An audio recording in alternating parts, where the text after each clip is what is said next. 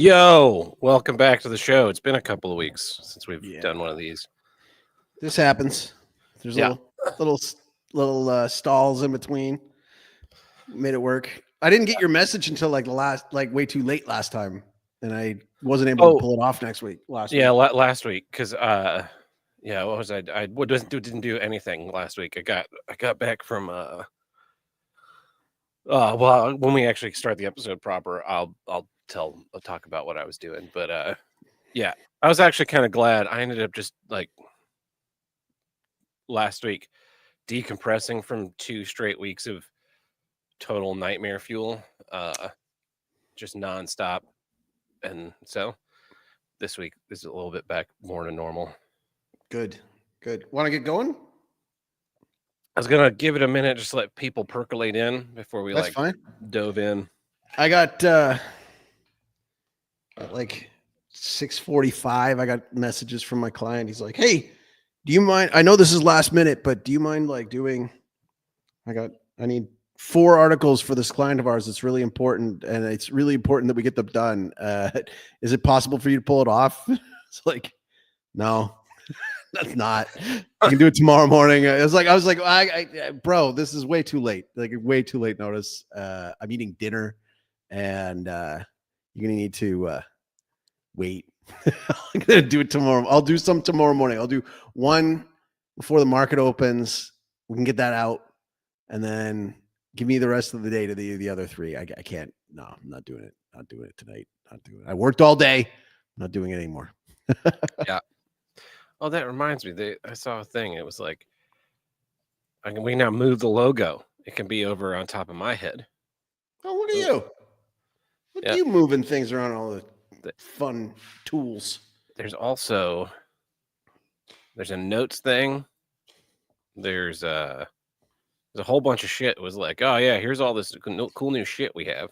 Like, we've been charging you for years and not adding new cool shit, but they've added a little bit of cool shit. Yeah. More sounds. Hey, we got applause now. Yeah, I was wondering if there's an explosion. Oh dear. I'm gonna start playing this when we go over on issues. Anytime we have a news story about Asian people, it's gonna play the gong. I like it. What are we doing here? Let's get this framed right. Here we go.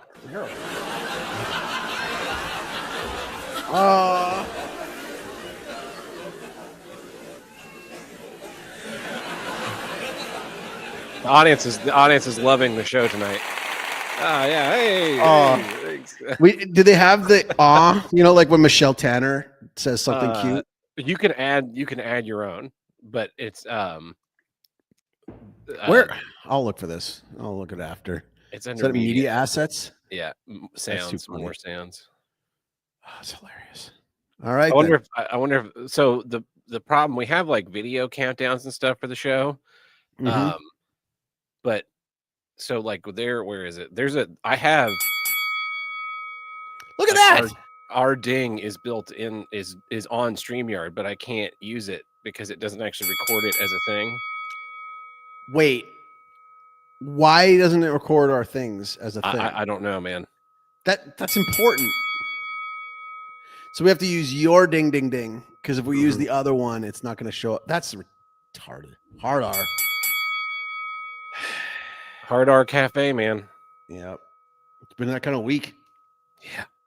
Yeah. That is just playing on repeat. That's also why. That's not good. So we'll see when I edit this episode. I'll find out if like the applause actually showed up. And okay, if it does, that would be StreamYard. If you're listening, and I know you are, it would be great because then I'd be able to possibly retire this Mac that I use for the sound effects. I'd have to figure out how to play the voicemails, but that would be. And we got some voicemails over the break. Yeah, we did. Sure did. Texted my texting. I text whenever I'm not sure if my phone is working correctly. I text the voicemail line as like just a test, and then because I can also text my own phone from the voicemail line, and usually I just send disparaging remarks to us, and I assume like everybody else, if they wanted to, could go look at it and see what I'm saying to myself, to us. But nobody else probably does, so they don't know that like I texted us the other day and I told us that we're all a bunch of homos. I see that we can actually also have our like comments on stage. Did you see this? Oh yeah, so it's just a constantly rolling thing. But then I don't know if I like that though. It covers you up. But yeah, I don't like it. I turned it on like one time and I was like, no, we don't have so many that we just click them and they pop up.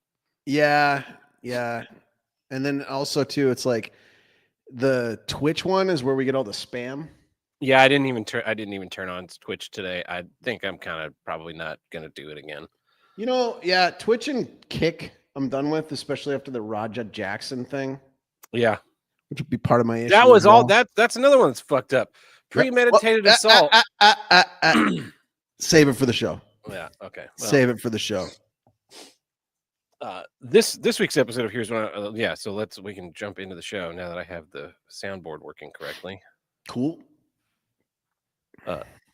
This week's episode of Here's What I Get is brought to you in part by your Metro Pass. That's right. Ride the exciting rails of the Metro line in your city. It's totally safe and it's cheap if you just jump over the handrail and get on there, because we're not prosecuting people for crimes anymore.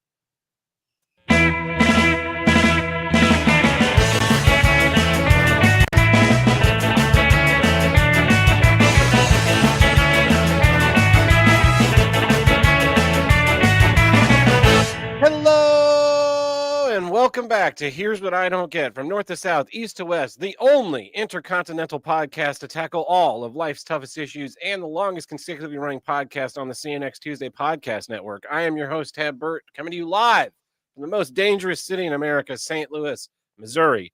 And joining me from way down south, he's your favorite friend of the people, El Chaco. Hola, mi enchilada! Are you sure St. Louis is still the most dangerous city? Because Charlotte, North Carolina looks a little bit more dangerous these days. We did have an explosion here that leveled 3 houses. So meth fire, or was that? No, it was a gas. It was apparently a gas main leak. And the gas company is like, we're not really certain, but like, from the article that I read, it was like, yeah, it's 97% chance that it's a gas main leak, because the house that exploded, it is just fucking gone. The houses around it is where the flame actually created and burned things.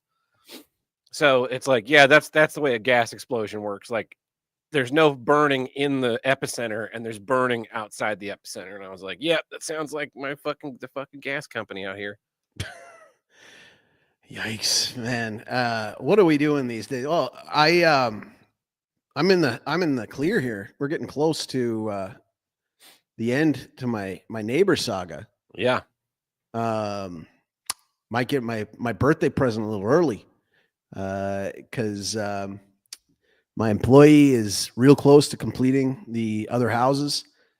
They are very close. Like tomorrow, they're ripping the roof metal sheets of metal off of the one lady's house over here. Yeah, bringing them over to the other one and securing them over there.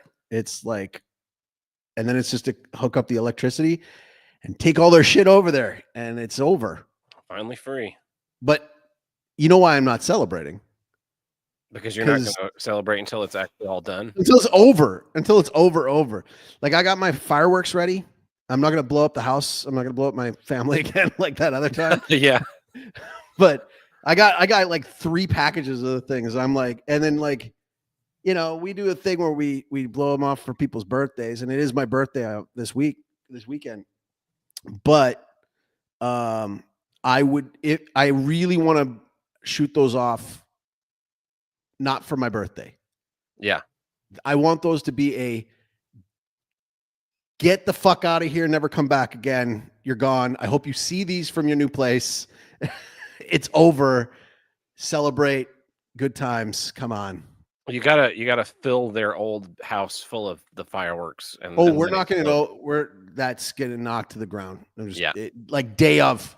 Like Yeah. I don't even get day of. It's gone. I Is don't want you to even forget a fork. is You this know, room like, empty of your shit? Yeah. yeah, Okay. Bring in the gone. bulldozer. We're knocking down this room. Bye bye. Bye bye. And if I can't get a tractor in time, we're gonna just we'll just tie we'll just tie the wall to the back of the truck and we'll just pull it away because they're just made out of like mud and sticks, right? So you Yeah. know it's all over. So Yeah. close to being done. I can't wait. And you know what? I had CPAP news, but Carl's not here, Oh. so not going to share it. Oh. Yep, it's his loss. His loss. I just got finished with a wild road trip. Oh, he is here. Uh-oh. Too late.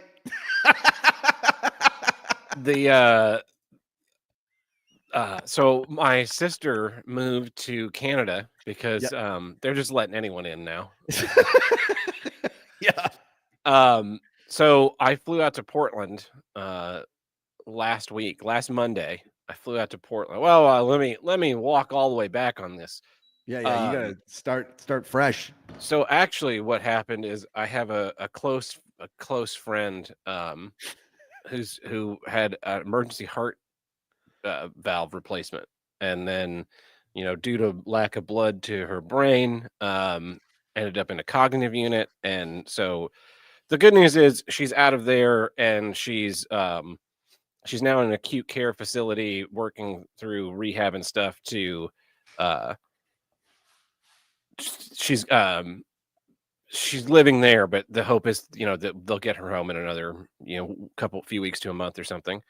But so I flew out to Tulsa for a couple of days to go see them and go be with the family and help out however I could. So flew out to Tulsa Friday, flew back here Sunday evening.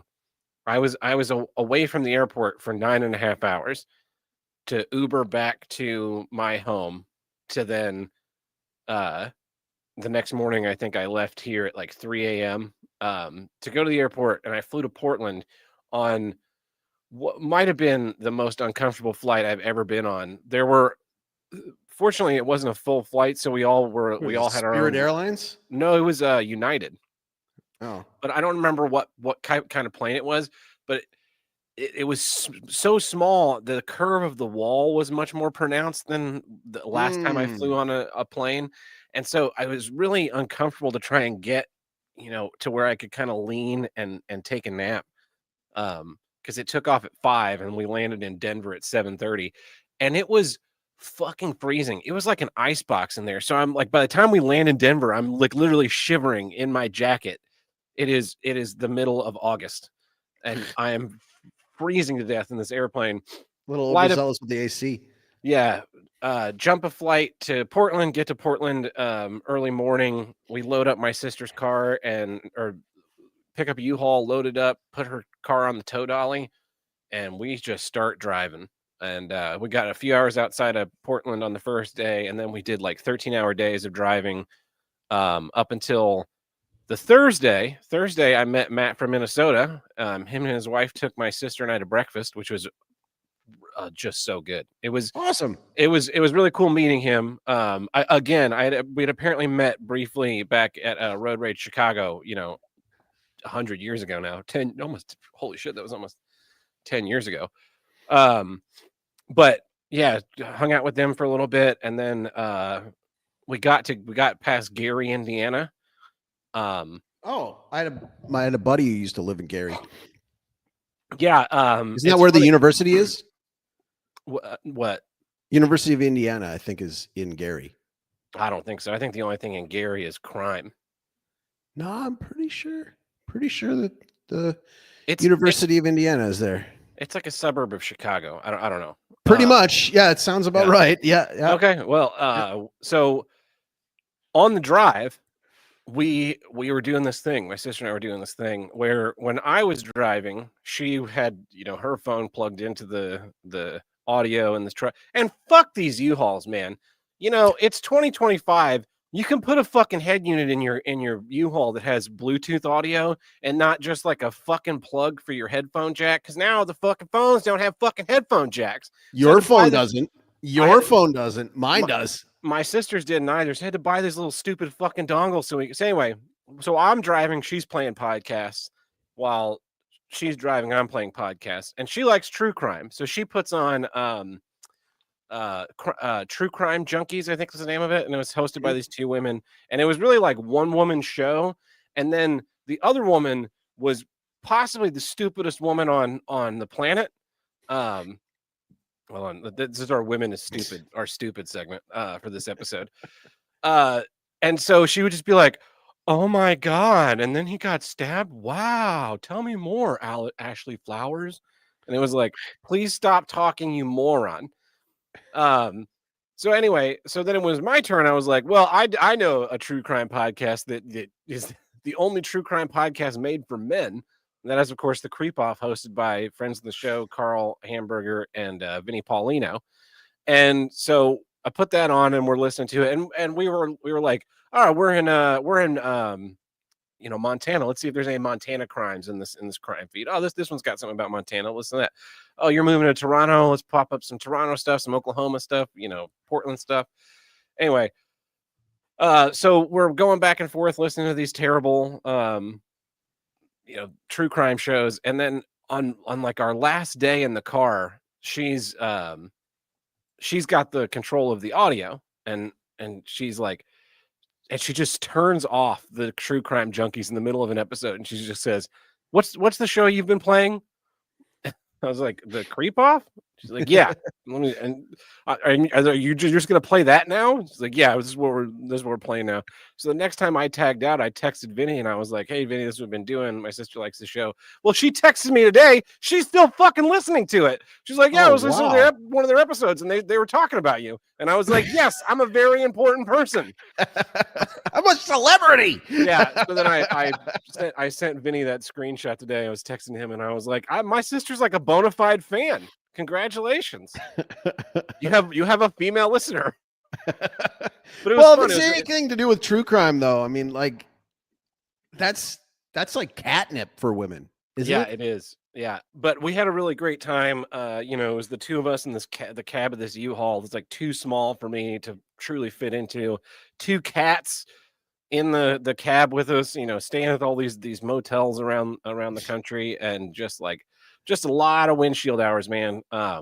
Saw North Dakota, Minnesota, Wisconsin. Hadn't been to any of those states, so that was cool. Did you end up going through like Spokane and Coeur d'Alene and that area? I love that area. Yeah, it was really pretty. It was a nice, it was kind of harrowing, driving a U-Haul down these mountain roads, and yes. I basically was like, I'm not going to press the gas, but I also kind of don't want to touch the brakes so much anymore. You don't want to wear those out. Yeah. So I was very selective on using the brakes, and just kind of use the friction of the truck and the downhill speed. But yeah, it was a nice little trip. A lot of shit gas station food. That was the best part. That so Thursday we were in Minnesota, and that was when we met Matt, and it was like we had been eating like gas station food and takeout, fast food and this kind of stuff. And he took us to this really nice bakery in his area, and it's like a bakery and breakfast place. And it was like a real meal for the first. And when you're on the road for a long time, at least for me, getting to like have a stop, sit down, real quality meal is so much. It just it set the whole tone of the day. The whole tone of the day was better. We stopped early because we need to get to Detroit by like Friday afternoon, so we stopped a couple hours early. We slept in Friday morning, and then we got to Detroit like just after lunch. Dropped me off at a park, and then I watched her drive across the bridge into Canada, and made her smuggle beer. She smuggled beer into Canada.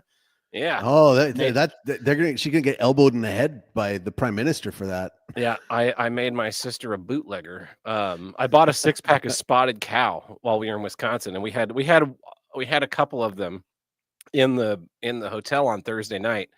And then I was gonna take them and drink them around Detroit on Friday, and I just totally forgot that they were in the truck, and so she snuck them into Canada.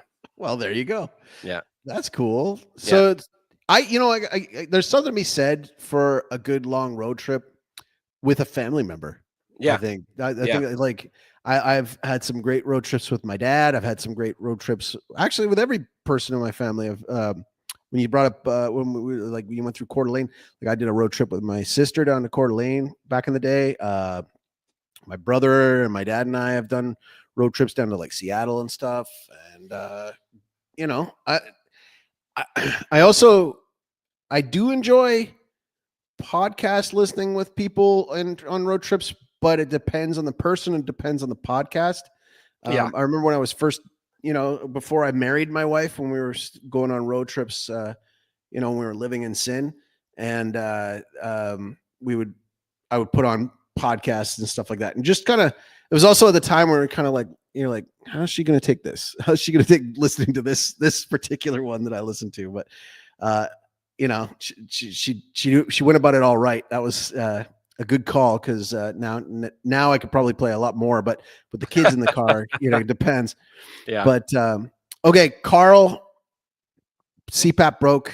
I had to go and get it fixed again. I'm now in the process of trying to maybe get a new one, because it keeps on leaking into the darn thing, and like the heating mechanism fries out, and so I have to get my guy in Asunción, this American who's from Spokane, to fix it for me.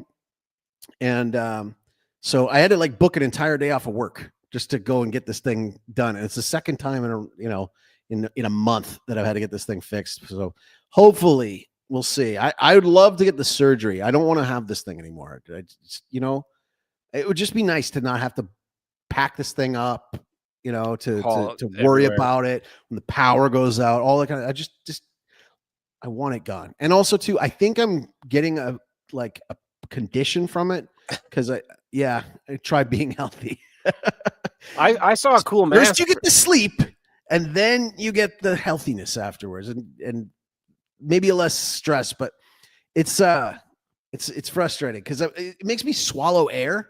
And so I get this thing called aerophagia, and it gets trapped. So you wake up in the morning, you feel like a balloon about to pop, and it's just, it's the worst. So anyway, try being healthy. I saw a cool mask that was it was an alien face hugger for your CPAP. But if I get CPAP, whatever that is, I'm getting an alien face hugger. There you go. Well, I like to read while I've still got it on, so I can get it to sleep. It's a part of the reason why I don't have a beard right now. Is like I can get away with the mustache, but if I have the chin strap to like hold my mouth shut, with the beard, it makes it so that it doesn't hold properly. So I got rid of the beard for that reason. But anyhow, should we get into issues? Because yeah, let's do it. So I've got a little mini issue here right at the top. Here's what I don't get. Levi's. Fuck you. So as everyone knows, I lost a bunch of weight a couple years ago, and all my clothes are on the top end 18 months old. Top end 18 months old. And I have now four or five pairs of, so very particular about clothes. And when I was losing weight and I was like having to buy all new clothes, I was trying not to like buy a bunch all at once. So I was like, well, I need new jeans. Took me a couple of different pairs to try and find, what jeans I liked and fit well and sat well on me and that kind of stuff. So I settled on Levi's 505s. And I was like, Levi's are quality. These will last a while. And 18 months in, I've got 4 pairs that have developed this fucking hole. This one's really bad, but it's this hole, and they seem to all be getting it right where the pocket on my right hand side meets the body of the jean itself, and it starts. Is that your wallet pocket? Do you put your wallet in that pocket? That's my wallet pocket. Yeah. You're gonna have to change that up. Well, no, because this pair has little holes forming on both pockets on the same one. I've got the solution for you. I've got Yeah, the solution. Yeah, it's not Levi's fault. It's 100% Tab's fault. You need to embrace the fanny pack. fuck that. Uh, and the thing is, so I before this I was on Wranglers. I was wearing Wranglers because they were fucking dirt cheap, and I was like, well, I don't really want to buy cheap, buy some nice quality pants. These fucking jeans, like I buy them on sale, but I think their list price is like 60, 65 bucks, something like that.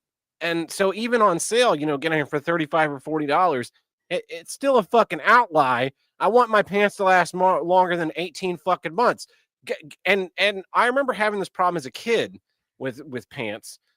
And I don't remember if they were Levi's, but I never had any fucking problems with my Wranglers developing that hole where the pocket meets the body of the pants. And it's really fucking pissing me off.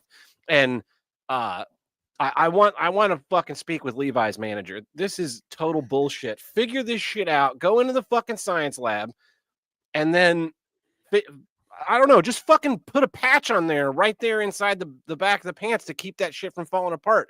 Or don't make the fucking seam in the pocket so big that it's, I don't know, rubbing against chairs as I slide in and out of the car.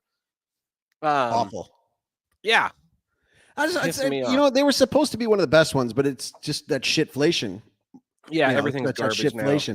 It's funny because like I remember when I got back to Canada, because like when I was down here, because I like ever since I was in high school, I've got these tree trunk legs. Like no matter what size I am, my legs are just like really large, like from playing O-line and pitching and biking everywhere. So it is. So that explains it. So I remember when I was down here in Paraguay, because I was just wearing shorts all the time. I didn't have to worry about it. Except, now I gotta like not wear shorts when I go to like church and stuff. But when I got back to Canada, it was like, oh, finally I could get like, larger pants again. Mm-hmm. And I remember I went to Walmart.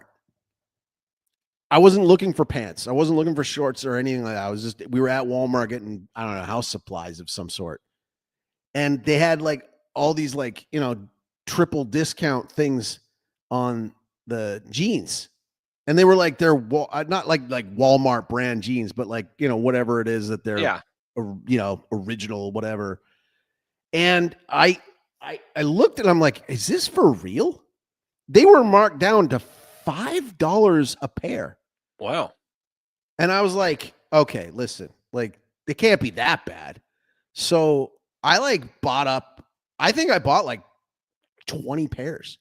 Like I was like, well, look, I'll just wear them out till they're done or whatever. I got like a span of sizes. I was like, this is in case I lose weight. This is in case I gain weight. And I had them, and those fuckers lasted. I still have pairs of those. I still have pairs of those. That was like 7 years ago, and like they're holding up, not a single hole in them. Nothing. They were like way better made than anything. And I was like, these are my $5 Walmart jeans, and they're still going strong. Yeah, I ordered a handful of new pairs of pants this week to try, and like we're talking about up, somewhere between $500 and $600. I would say is probably what I spent on pants. And it's like I'm not showing my fucking underwear through because my back pocket is fucking tearing off for absolutely no reason. Yeah, and it's not like jeans are like repairable. You know what I mean? Like, have you ever worn like repaired jeans? I mean, anywhere, man. Like, if you rip your knee and you try to like sew that up, you're gonna have this giant cord across. Like, you're gonna feel the stitch everywhere. Oh well, now it has to be so. You gotta add you add something to bridge the gap. Well, of course, but you're still gonna feel it. It's gonna be all weird. I actually is always weird. In high school, I blew out the knees of several pairs of pants. How? Oh, I think you know. But the way I ended up fixing it was I got Gorilla Tape, and I just Gorilla Taped the hole closed on the outside, and then folded them inside out and put Gorilla Tape too. And I did it on one day. I was like, well, let's, just fucking make it through the rest of this day. And I figured when I washed it, the tape would just come off. It never did. I had like three pairs of pants that had this like black tape line on one of my legs from where it had torn. And then I'm going to write this down. I think that you just unlocked a new a new cheat code because that's important. Because like I used to blow out the knees on my jeans all the time when I was a kid. Because when you play street hockey, right, and when you play street hockey, is if you're like the goalie, and like if you're playing street hockey, generally you're going to be wearing jeans underneath because if you're not, if you're wearing shorts and your legs scrape against the back of the ground, like that hurts. So you can't play goalie with the goalie pads on with shorts. So you got to be wearing pants. So it's either sweatpants or jeans. And when it's like really cold in the winter, you actually need the jeans. And so I would wear the jeans all the time. But because of the movement of like when you go down to make a save and then you got the friction of the goalie pad against your knee all the time, I used to blow out the knees on like all my jeans. And that's why I have this hatred for the patches, because my mom would get like the patch and it was never quite the same color as the original jean, or it was like not as faded as the jean had become. And then she put that in there, and like I would only wear those for playing goalie. I would never wear them to school because I would be made fun of, because that would be lame. Yeah. Yeah. So. Mine would just like, it would because this was the early 2000s, so baggy clothes were still a thing. So I think they were probably like too long, and then just like big fucking baggy pants. They'd get like hooked underneath the bottom of your heel, and then and it would just pop that whole fucking. And that was why then I switched to wearing like high water pants for a few years to keep me from binding and blowing out knees anymore. And then I have just like gone through this whole pants journey and ended up right back where I started, wearing shit straight leg cut fucking Levi's. There you go. And blowing out the fucking whole pocket. I would understand on my left side because that's where I keep my knife, or even like a hole wearing in the pocket itself from where my wallet sits and rubbing against stuff. But where that fucking seam is, what the fuck is going on? It's not supposed to be there. Not at all. Yeah. So brutal. That's my mini issue. What is your first issue this week? Here's what I don't get. Free passes. Like they're not letting Chaco into the Six Flags down in Paraguay. You wanted in Six Not Flags? After what I did. You're paying double. Yeah. No, man. It goes back to these double standards and stuff. And like, I've always been enough of a black and white guy to like, be like, look, there's either right or there's wrong. Quit giving me this like bullshit in between stuff. Like it's like the whole, like, is there a law or is there not a law? Is it going to be enforced or is it not going to be enforced? Right? Are we going to critique this politician for this policy and not the other one because he's on our side or like on your side? Like, what are we doing? So, for example, Roger Jackson, right? Yeah. Like this Psycho Stu Roger Jackson wrestling thing. And it's September 9th today. Yes. There's something I'm not supposed to forget this week, but I don't remember what it is. He never forget. This guy's still not been arrested. The LAPD has not arrested him. It was 3 weeks ago. Yeah, we got video of him, the motive. He's definitely planning it. He's broadcasting it. He carries it out. He's unrepentant, unremorseful, and he goes away and he's not arrested yet. Yeah. Why does he get a free pass? Is it because his dad's famous? Is it because he's black and the victim is white? What's going on? Yeah. How about anarcho Donald Trump? We got all of a sudden like this whole thing about, when he was running on the, like, people wanted him to deal with the Epstein list, and they wanted to deal with that. They wanted to see that dealt with.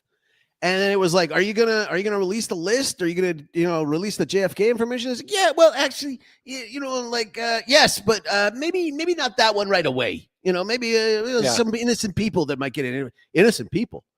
What? Okay. The only innocent people are the kids that were fucked. Yeah. Yeah. Hang on.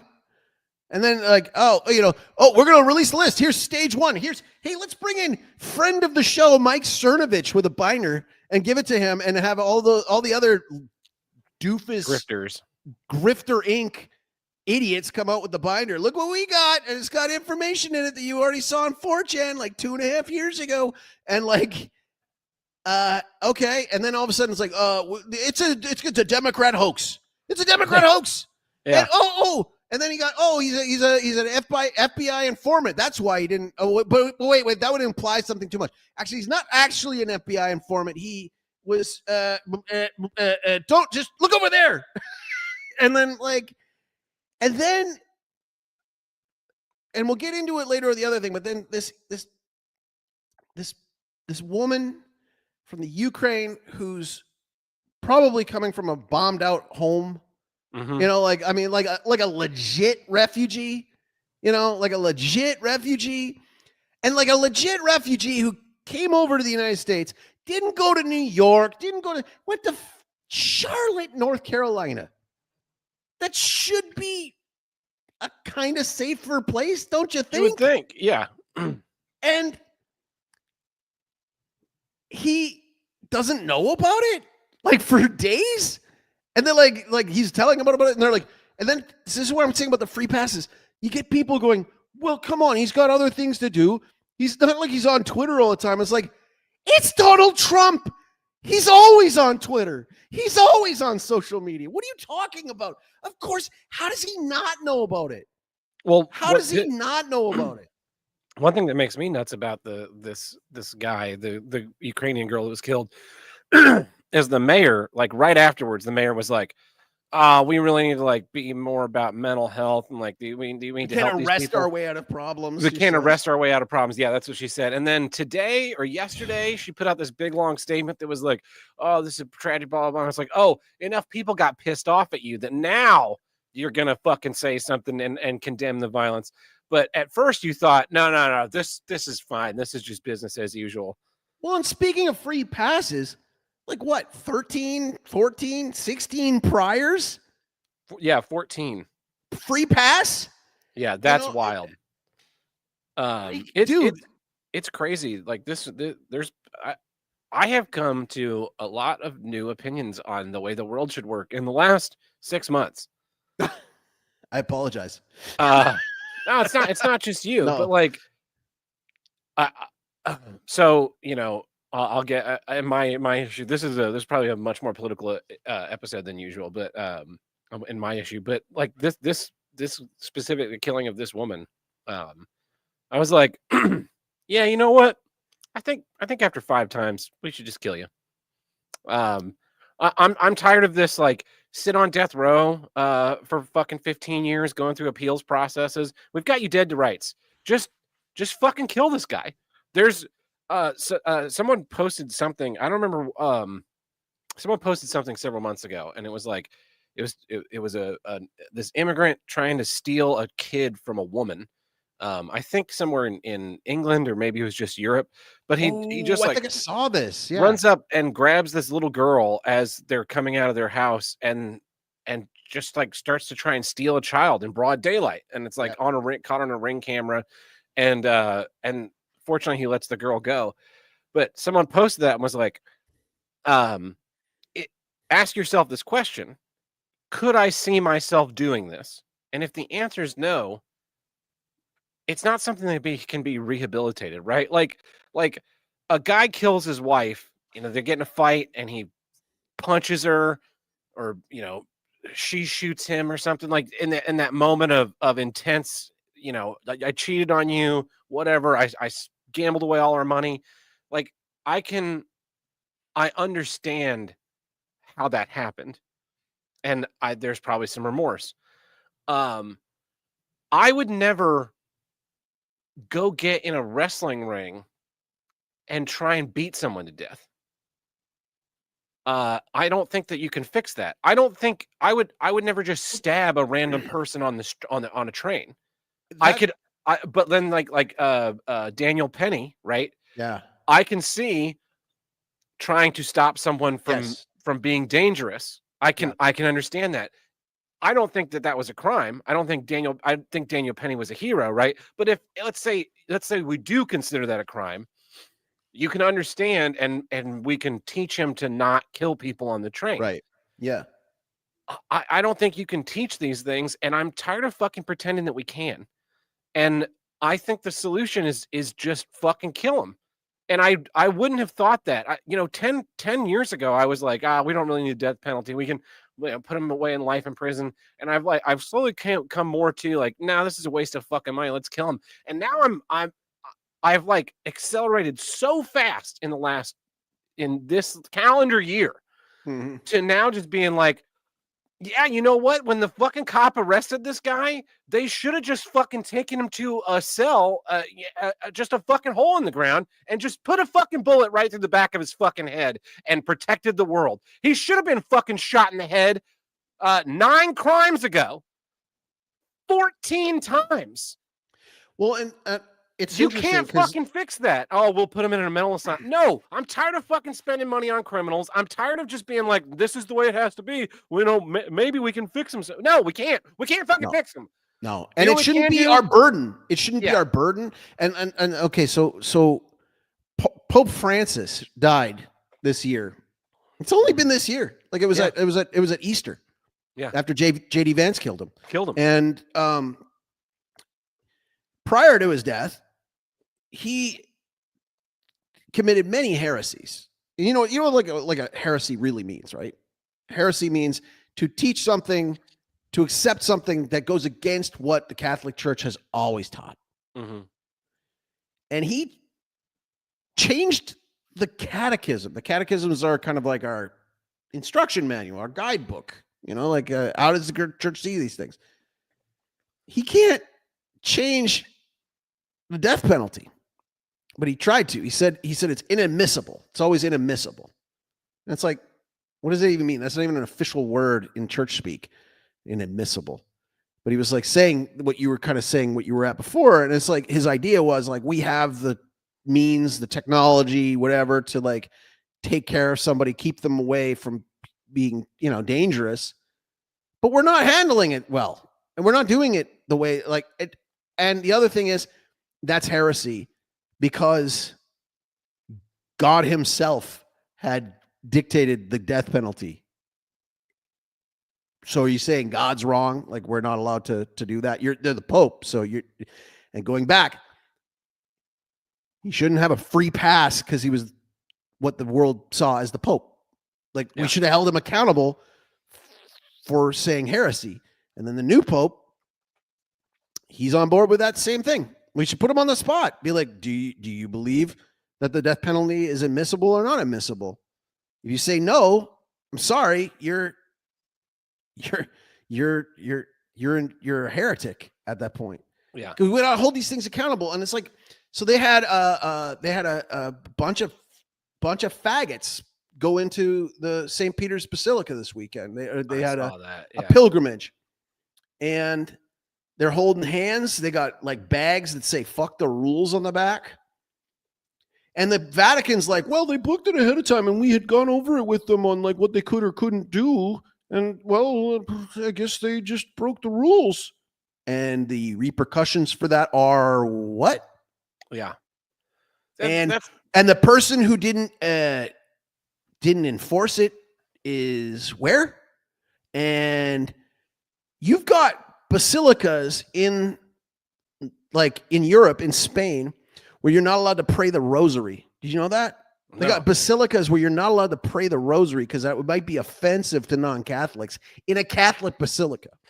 You've got churches in North America, in the United States, where they're banning students from receiving communion on their knees and on the tongue, which is something that we've always done. They're banning them from doing that, right? And then people are saying, well, give this Pope time. Give him time. We don't know what he's like yet. Maybe it takes time to do these kind of things. No, you're the Pope. You can see these things just like you're on Twitter just as much as I am. You are. You're tweeting.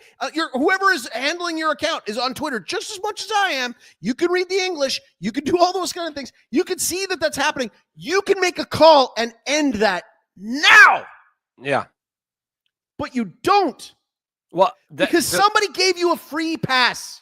That's the interesting thing about so they did the National Guard did the takeover of DC and kind of removed the local cops and magistrates from the picture, and it was like, oh yeah, all this crime is way down. It's like, oh, so we could have just enforced the laws at any point in time in the last 40 years and like not lived in a shit society.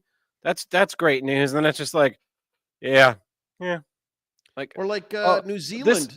This judge, they said we can't do that. Fuck them. Enforce it with you. Fucking sanction me with your army. You guys were able to break all kinds of rules that were in place to enforce your tyranny during COVID. Yeah. All kinds of them. You broke every fucking Charter of Rights and Freedoms. You broke all of them in Canada. You broke them all. All of them. You broke them all. You broke so many laws. You put the martial law in place when you shouldn't have. Like, you went berserk. So you're telling me you can't enforce the laws when a guy is stabbing people? Like, there was a stabbing in Ontario, like another stabbing, a Muslim man claiming you should all convert to Islam.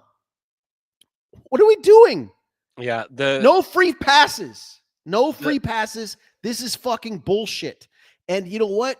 It's this constant stream of injustice that the demons are at work. They're just laughing at you. All these fucking heinous, horrible, awful souls that are just fucking the world up, and nothing happens to them. Jacinda, the head of New Zealand, for the leader of New Zealand during COVID, who was being total fucking 1984 on people. And she's like now asking for forgiveness. She's like, I'm sorry. I was human. I love that. You were human? Past tense? So do you get a work call or something, or what's going on? I got a text from my old coworkers. Uh-huh. This is breaking news? No. I think this is my old boss. Fuck off. Actually, I know what I'm gonna reply. Breaking news on the show. I just texted back, unsubscribe.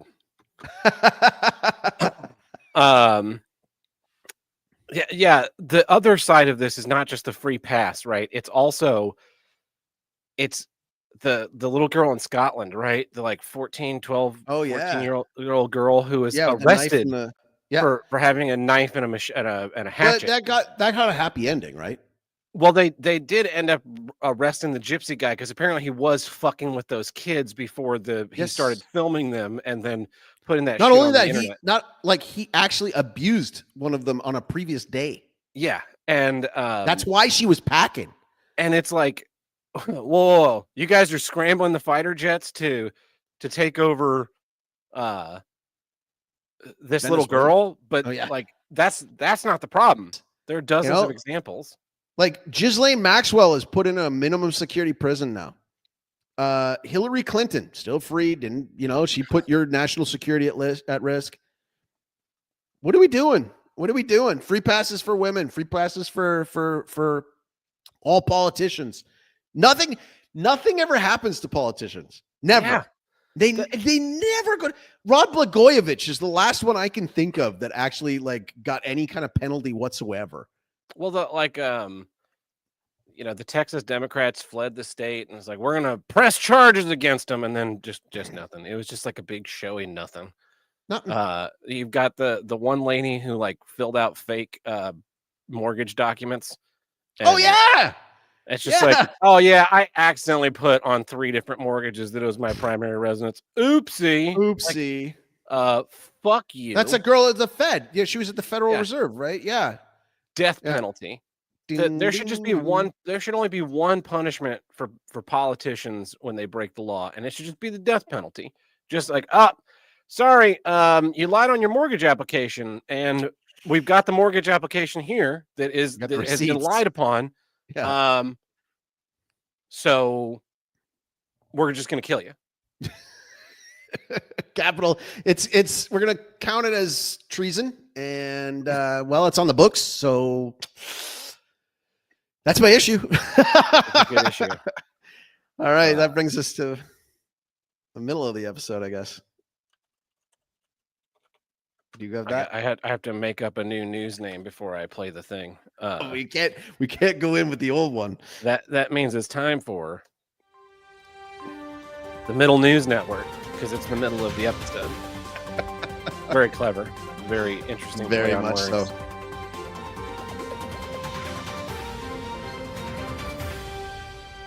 Yeah, my old boss texted me in a group chat with a bunch of other people from my old job that about the ducks that we hid when I worked there. I don't fucking care. No. So I just replied, unsubscribe. Get me out of this group. Which I know. Yeah, she created the group just now.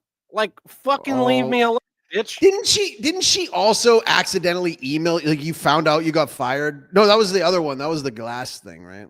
Yeah. Where you weren't supposed to get it. I'm still on their emails. They don't know. Yeah. Fuck you. All right. Even the fuck alone. Never fucking speak to me again. All right. Hold on. All right. When you date a person and it ends poorly, you don't fucking talk to one another ever again. When you date a person you worked with and it ends poorly and then you fucking fire them, you don't fucking ever talk to them again. Fuck you. Leave me the fuck alone and stay the fuck out of my life forever. That's a fair statement. Yeah. God, I am extremely agitated. My heart rate is going. I am very upset. Let's bring you some, like, some contentment, some joy of the greatness of human achievement, because I've brought in for us a rapid fire 3 stories in a row. I'll give to I got 4 to go with, maybe 5, depending on how fast these first 3 go. But we're going with rapid fire records because, see, the world saw some major achievements. And I know we've done records before, but not like these. Not like these. Okay. A Spanish man has broken the record for fastest backward 100 meters in heels. Oh, yeah, that's definitely a thing that people are. And he did it. He did it in 16.55 seconds, which is really fast for going backwards in heels, given that, like, a 10-second frontward in running shoes is pretty impressive. Don't you think? Yeah. So, yeah, I won't go through this one real fast, but what's weird to me is the photo they put. So they put him in the heels doing this backwards thing. But they also, like, do a close up on his shoes, which are massive heels. Like, you had to get them from a specialty store, and his giant legs and calves. And it's really inappropriate, but I don't know why this would have been counted as an important record. I don't know who wrote this down. They're like, oh, you know what record I want to break? Well, he broke that one going backwards, but he wasn't going to be outdone, or he was going to be outdone because in New Zealand, a barefoot woman broke a record for running barefoot across Lego bricks. She showed the strength of her soles when she ran barefoot over 100 meters of loose Lego bricks in 24.75 seconds. So she's running forwards. To be fair, it's traction. It's running on Lego bricks, which that is quite painful. Have you stepped on Lego in a while?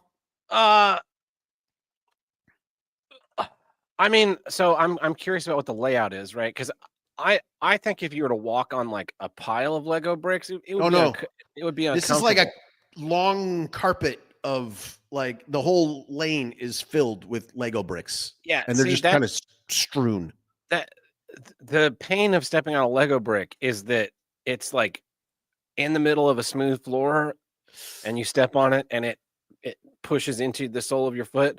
Versus if everything is kind of covered, it's just like walking on gravel, just plastic gravel. A little bit, yeah. Well, I know that like so at the last wrestling show we did, Sully was in a match against Chespy, and Chespy is like the Paraguayan word for like crackhead.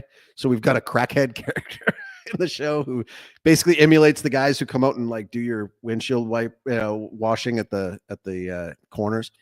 But they had a hardcore match and they dumped out a bag of thumbtacks, and both of them went into the thumbtacks. But I've heard from wrestlers that they prefer the thumbtacks to Lego, like because when they do the Lego onto Lego, they say it hurts way more. It's something about, I think it's because there's like less give from the Lego. But not to be outdone. Okay, so no more racing, no more uncomfortable feet while racing. A man spits a table tennis ball, so a ping pong ball, at a wall 51 times in 30 seconds. That's some skills. It was during an ocean cruise, and people, they were blown away. They were filming this. David Rush, who holds the most concurrent Guinness World Records titles at more than 181. So this is his thing. This guy just sets stupid records that only he cares about. He's the Guinness Book of World Records record holder of holding Guinness Book of World Records. Does that make sense? Yeah, penalty. And exactly. Sir, you can't have more than 3. Yeah, 181 is too many. He had originally set the record at 43 bounces, but he bested it in 2024 with 47. But now, now he got 51.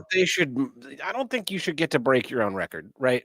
Like, you should let somebody else and then break it again, kind of like, Yeah, if you're like I did 47 and now I did 51, it's like, yeah, did anyone even try the record in between now and then? No.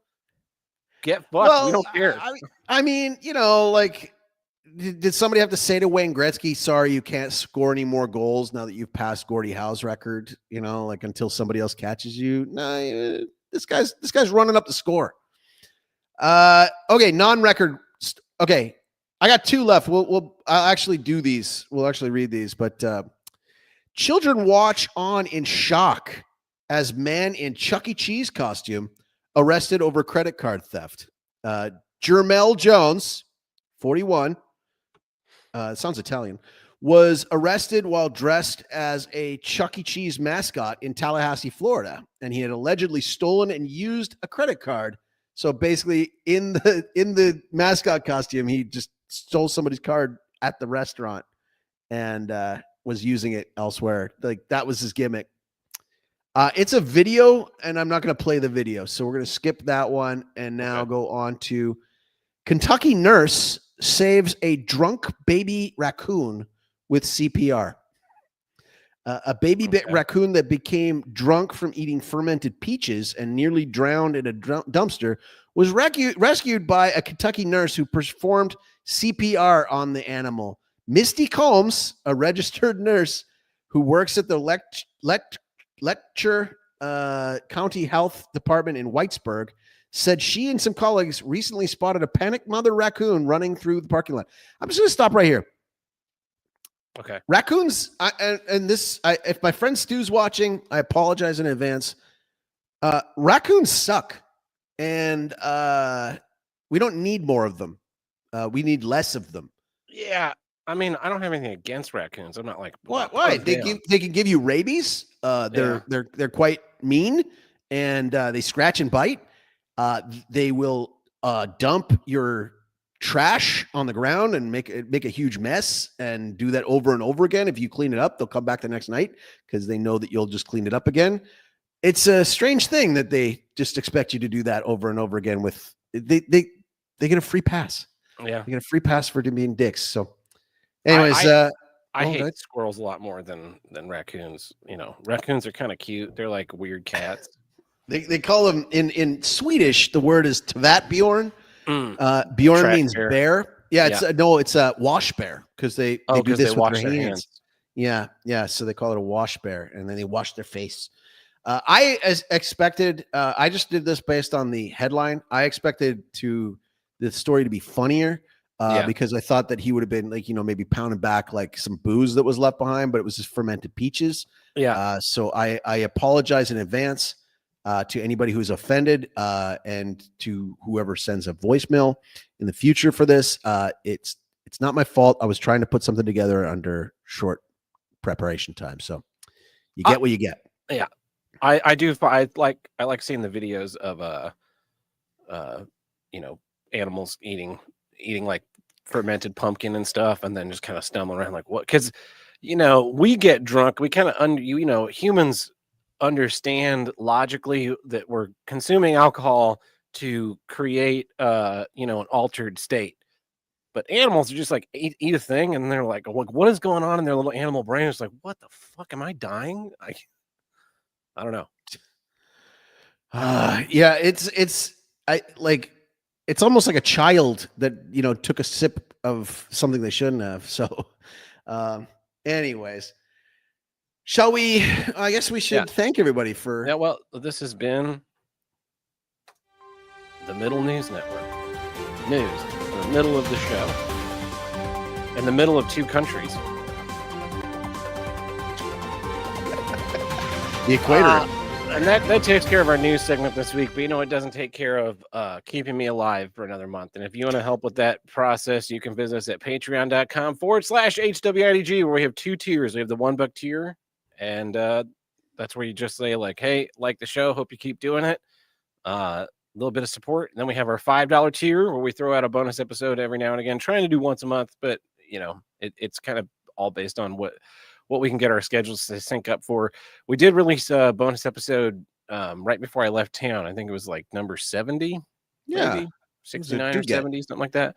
And you did some calculations too, because you said I'm a little bit further away from having like, what was it, like 100 hours or something? Oh, yeah. I think I figured out that this is like your 92nd or 93rd episode, something like that, including all the bonus episodes and guest appearances. A lot of issues and a lot of bullshit that y'all have had to tolerate. I'm on, like, I've been listening to the show. I'm on episode like 170 or 171 now, and I have something like 290 episodes left in my queue between bonus content and regular content, and that doesn't include any of our movie commentaries from over the years or the commentaries we did of TV shows. It's like there's a lot of stuff. There's a lot of stuff. Have you crossed over my entries? Have you crossed over my like guest appearance when you guys were running the things like in between, like the coffee shop music? Has that one come up recently? That was a couple months ago.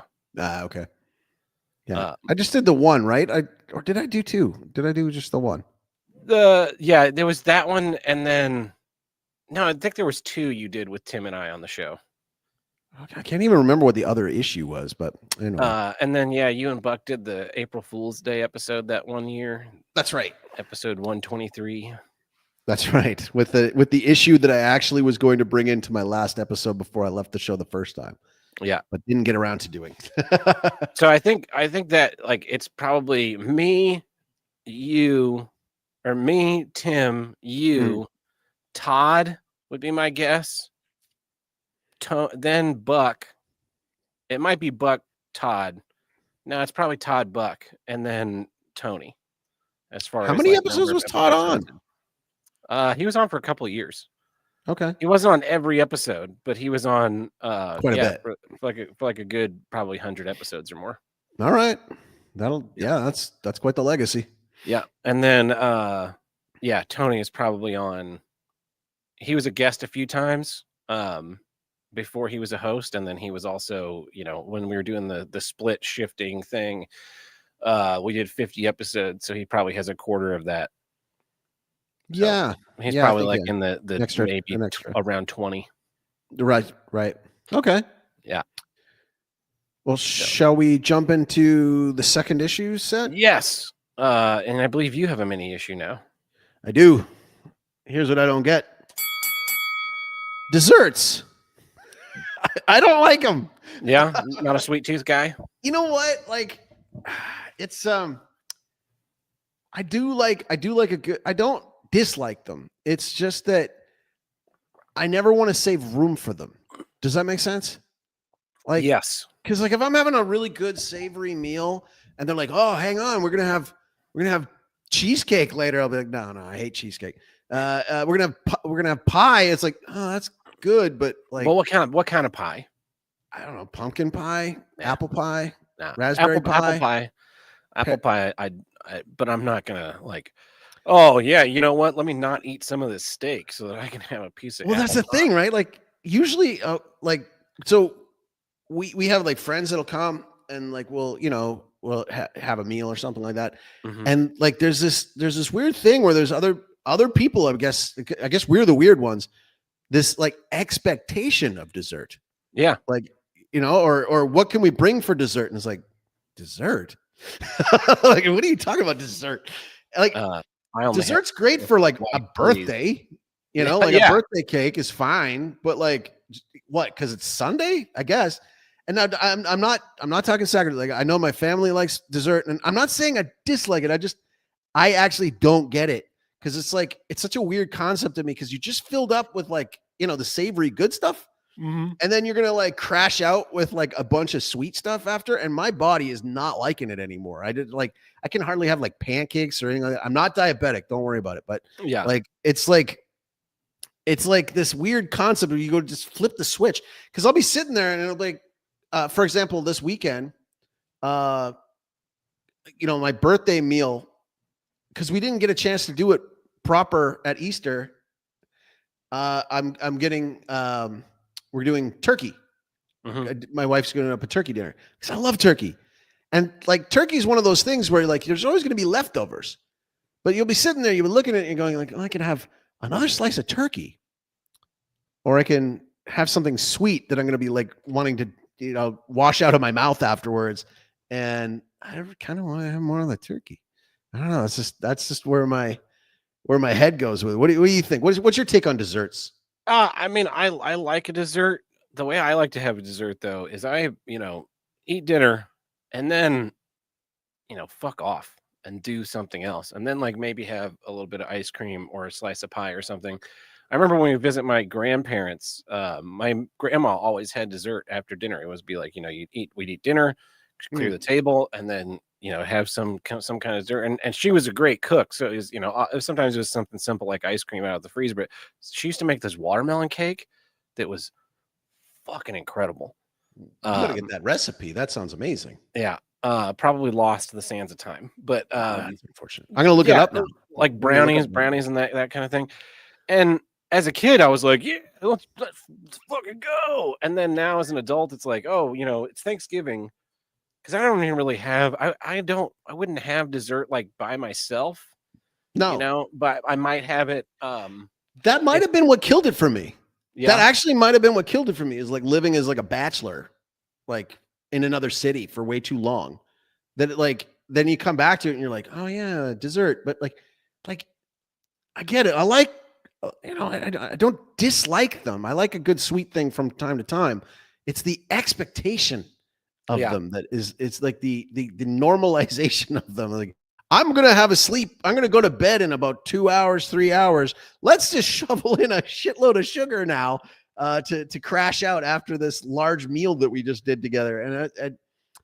And the other thing is that going back to this unfortunate incident, this atrocity. I'm gonna call it what it is, an atrocity in Charlotte. To find out that their city council, did you hear about this? Oh yeah, in the middle they're like, we got to make the city more safer. They're like, oh, but it's Susan's birthday. Yeah, Happy birthday. We got you a cake. Oh, you know what you guys should have in that cake?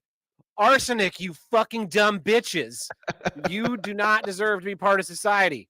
Yeah, it's brutal. So yeah, that's my mini issue. I feel like maybe you talked about this years ago on the show, but the way because like dessert is one thing. I get where you're coming from, but one thing that really bothers the shit out of me is that when you work a place and they're always, there's a Seinfeld episode about it. There's always like, oh hey, we brought donuts. There's donuts in the break room if anyone wants donuts. And then it's like, are you not going to have a donut? Like, no. Do you know why I weighed 260 pounds? Because I ate too many donuts. I don't do that anymore. Yeah. And it's like, oh, it's Sharon's birthday. I brought a cake for everyone. Let's all like have cake and sing happy birthday. And it's like, number one, I don't want to fucking sing happy birthday to you. It's and weird. Number two, I don't really want your fucking cake either. But then you're standing there and they're like, you're not going to have any cake, Tab? Like, no. Yeah. I like one kind. I like, cake's fine. I like one type of cake a lot, way too fucking much. Which one? Carrot cake. I love carrot cake. That's what I'm having for my birthday cake. Yeah, that's what I have for my birthday cake every year. I don't know how they do it. I mean, I know how they do it. Cheese dressing or cream cheese icing. It's great. Carrot cake's amazing. I do like a good white birthday cake though. Like just like plain white vanilla birthday cake. I do like it, especially with a layer. If you got something in between, that's all right. But so people are always like pushing these sweets on you. It's always like, oh yeah, hey, we got a big candy bowl. Got a big. It's Halloween time. It's September, right? It's Halloween time. We got a candy bowl in the office. Don't grab something out of the candy bowl. Like this is why I lost weight, because I stopped fucking eating all of these sweets every time they're presented to me. Like I need to explain to you that I'm not being a prick. I'm trying to make better life choices overall. And one of those things is to not eat these fucking sweets. And I didn't really think about it until I started like paying attention to what I was eating and trying to like not be just constantly stuffing my face with random shit. And it's just like, man, once a fucking week, these people are showing up with, oh, hey, donuts. Hey, we got, cake for this, brownies for this, got candy for this. Go at the store, it's like, no, I don't want any of this stuff. I just changed my topic. Just in the midst of it. I just changed it from desserts to adult sweet tooths. They weird me out. Don't they weird you out? Like, yeah. I mean, I get it because I love working with us. Yeah, but that's the thing, right? Like, there's this guy that I was working with, and like grown ass man, and we would have to be working like it was like street canvassing type stuff, and so like we're working, and he was like every time he wanted to take a break, he's like hankering. He was like a crackhead. He needed his sweets, and like he would have to go and get his sweets. And it's like the other people who, gotta have my Coca-Cola, gotta have my other thing. It's like, dude, you're a grown-ass man. Like, why are we still getting candy bars and all this kind of stuff? Like, there's a time and a place, but an everyday thing? Wow. And so I don't know. I don't dislike these people. I just don't get them. I don't understand. Yeah. You're a grown-ass man. Like, you should like salt and fat. That's it. Yeah. I mean, so we were road tripping and I don't know. I think I got a box of Mike and Ike's at a stop, and I got like a thing of Lifesavers at a stop, and, chips and jerky. And, it's like pretty much any time we stopped, I was getting either a soda or something to snack on, or a soda and something to snack on, or, energy drink or whatever. And, but yeah, it's unfathomable how much, because then like you go to a restaurant too. You go to a restaurant, and it's like, yeah, you just spent, $30, $40 on. Oh, you guys gonna get dessert? Are you gonna get dessert? Like, well, what do you have? Get Like, the well, hell we have a brownie. We have a, this thing with ice cream. We got like a slice of pie. We've got our cheesecake. I'm like, yeah, how much is that? Like, that's about half of what you just paid for your meal.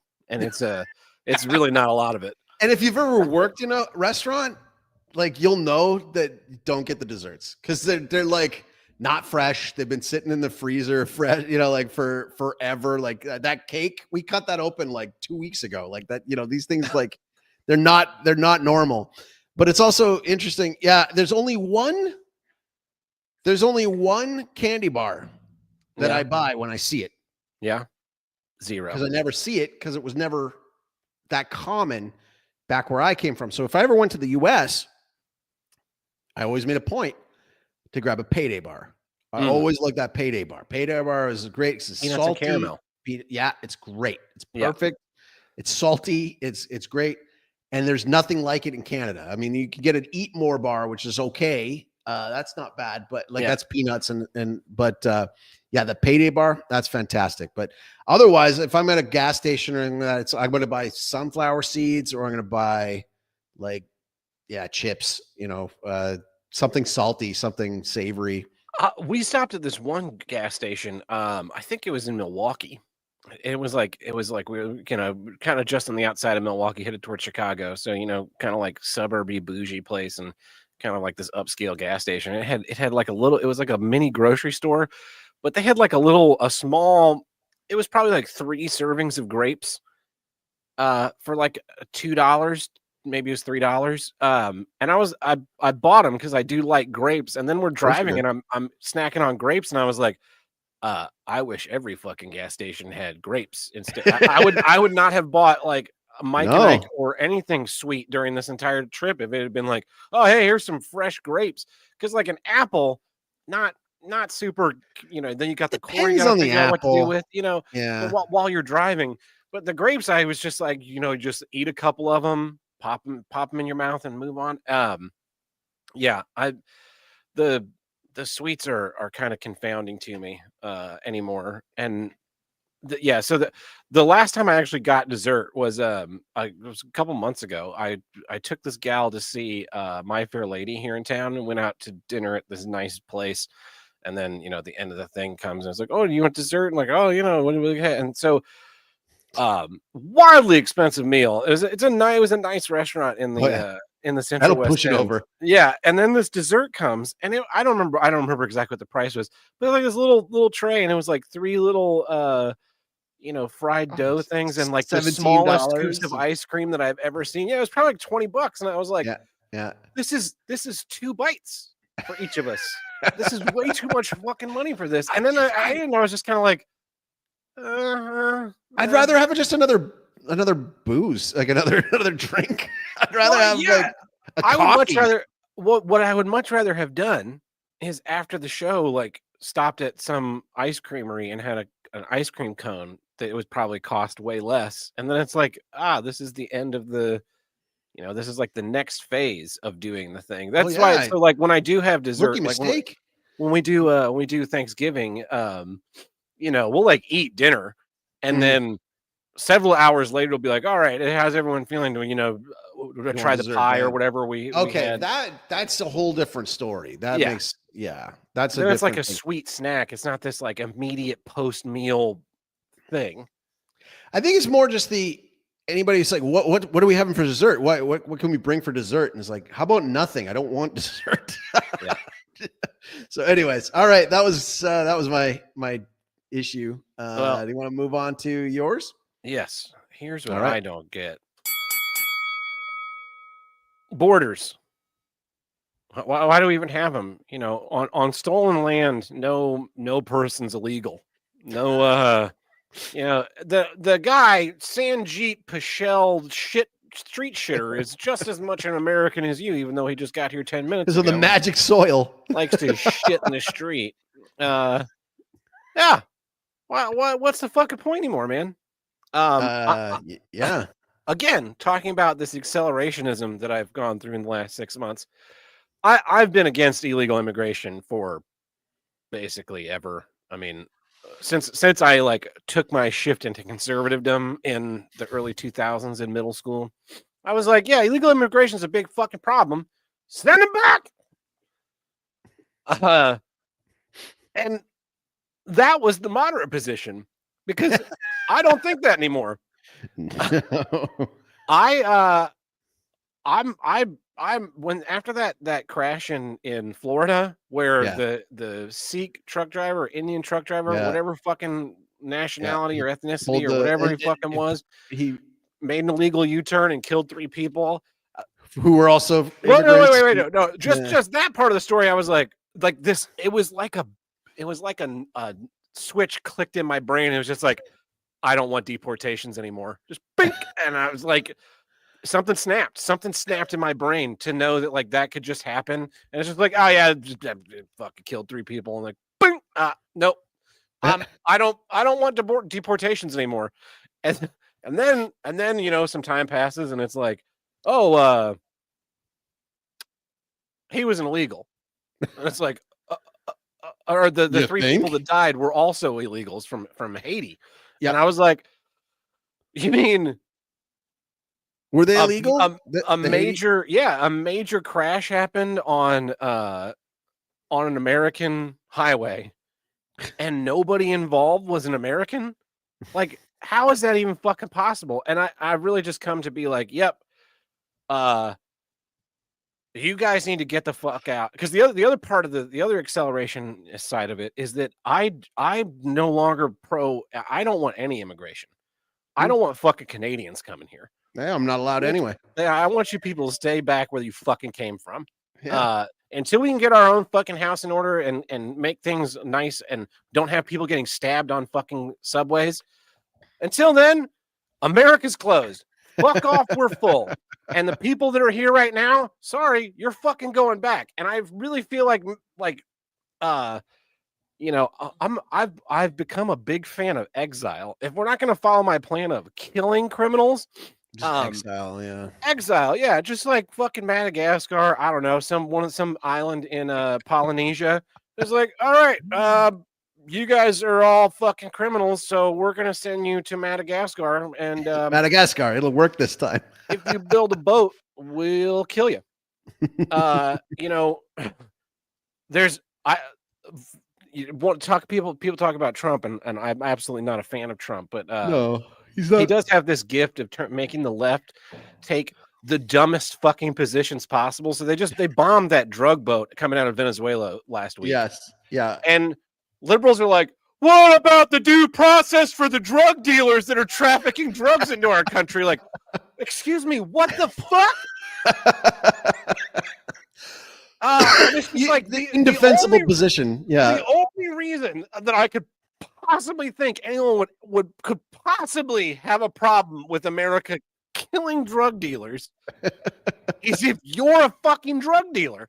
You know, they're always like slippery sloping you, and they're like, well, ICE is rounding up Mexicans and Latinos, and what's going to happen to you, Tab? 6'2" Tab, white as fuck, Irish as the day is long, walking down the fucking street in St. Louis, and you don't have your driver's license on you, and ICE picks you up. I'm like, I don't think ICE is going to have any doubts about where the fuck I'm from. I speak perfect English. Yeah. I look like the people that fucking come from this land. It's our fucking land. Where are you from? Tulsa, Oklahoma. Well, that's not Missouri. No, it's not in Missouri. It's in Oklahoma, which is where I'm from. But now I live here. I just left my wallet at home, in the home that I live in. We could go there, right? I'm not like, oh, hey man, you're not like that Kilmar Brago Garcia guy. It's like, yeah, he had to have a translator because he didn't speak any English. He's been here for 20 years. Family man, fuck off. Go straight to hell. Yeah. Oh, this guy lived here for 20 years. He had a business, and now he's getting deported. I don't fucking care anymore. Get him the fuck out. I don't care if he fucking went down to ran a charity giving kids with no arms and legs free prostheses.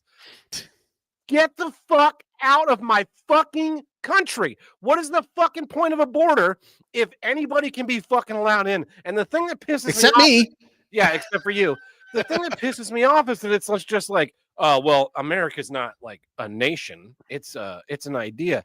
Well, then take the fucking idea and use it in India and see if maybe you can, you know, I realize you guys you don't even have to fucking invent plumbing. Just copy the shit the Romans made 3,000 fucking years ago. Like, you guys can't even do that. So why the fuck are you coming here? Stay the fuck where you came from, enrich your own fucking cultures, and stay the fuck out of mine. Stop fucking coming here. Stop coming across this fucking imaginary line and then telling me that I'm a piece of shit. People are pretending like white people aren't from anywhere. I keep seeing these fucking posts where it's just like, white people are not native to anywhere on earth. Where we come from? The fucking moon? What the fuck are you talking about? You know what bothers me about that one? Like, I've had my conversations with my buddy who's British, and then we had another guy who was here earlier who's German. And one thing I have for them is like you're 100% German, you're 100% British. Like, you've got a homeland. Mm-hmm. You've got a homeland. But apparently I'm not allowed to have one, right? Because I'm a mutt. So it's not like I can go to Scotland and blend in, or to Ireland and blend in, or to Poland and blend in, or to France and blend in, or to Ukraine and blend in. I can't. It's just Canada, but you fucking ruined it. So I'll get back to that in the voicemails. But yeah, I hear you, man. Because the thing is that, like, this whole idea too of the magic soil. Yeah. The magic. Well, this is what pisses me off. It's just like, I'm bad because people that look like me maybe did some things that are allegedly evil 200 years ago, right? And it's just Worse than it's just who? an imaginary line on the ground. Yeah. But this guy, Ang Shit Pajit, he's just as American as you. Like, well, hold the fuck on. If America doesn't exist, if we don't exist, then he's not a fucking American either. So it's like, why don't we start fucking deporting? And once we got all the fucking people that aren't part of the founding stock of this country deported, then we can start deporting the white people back to Europe. And it's not just America. Like fucking England's overrun with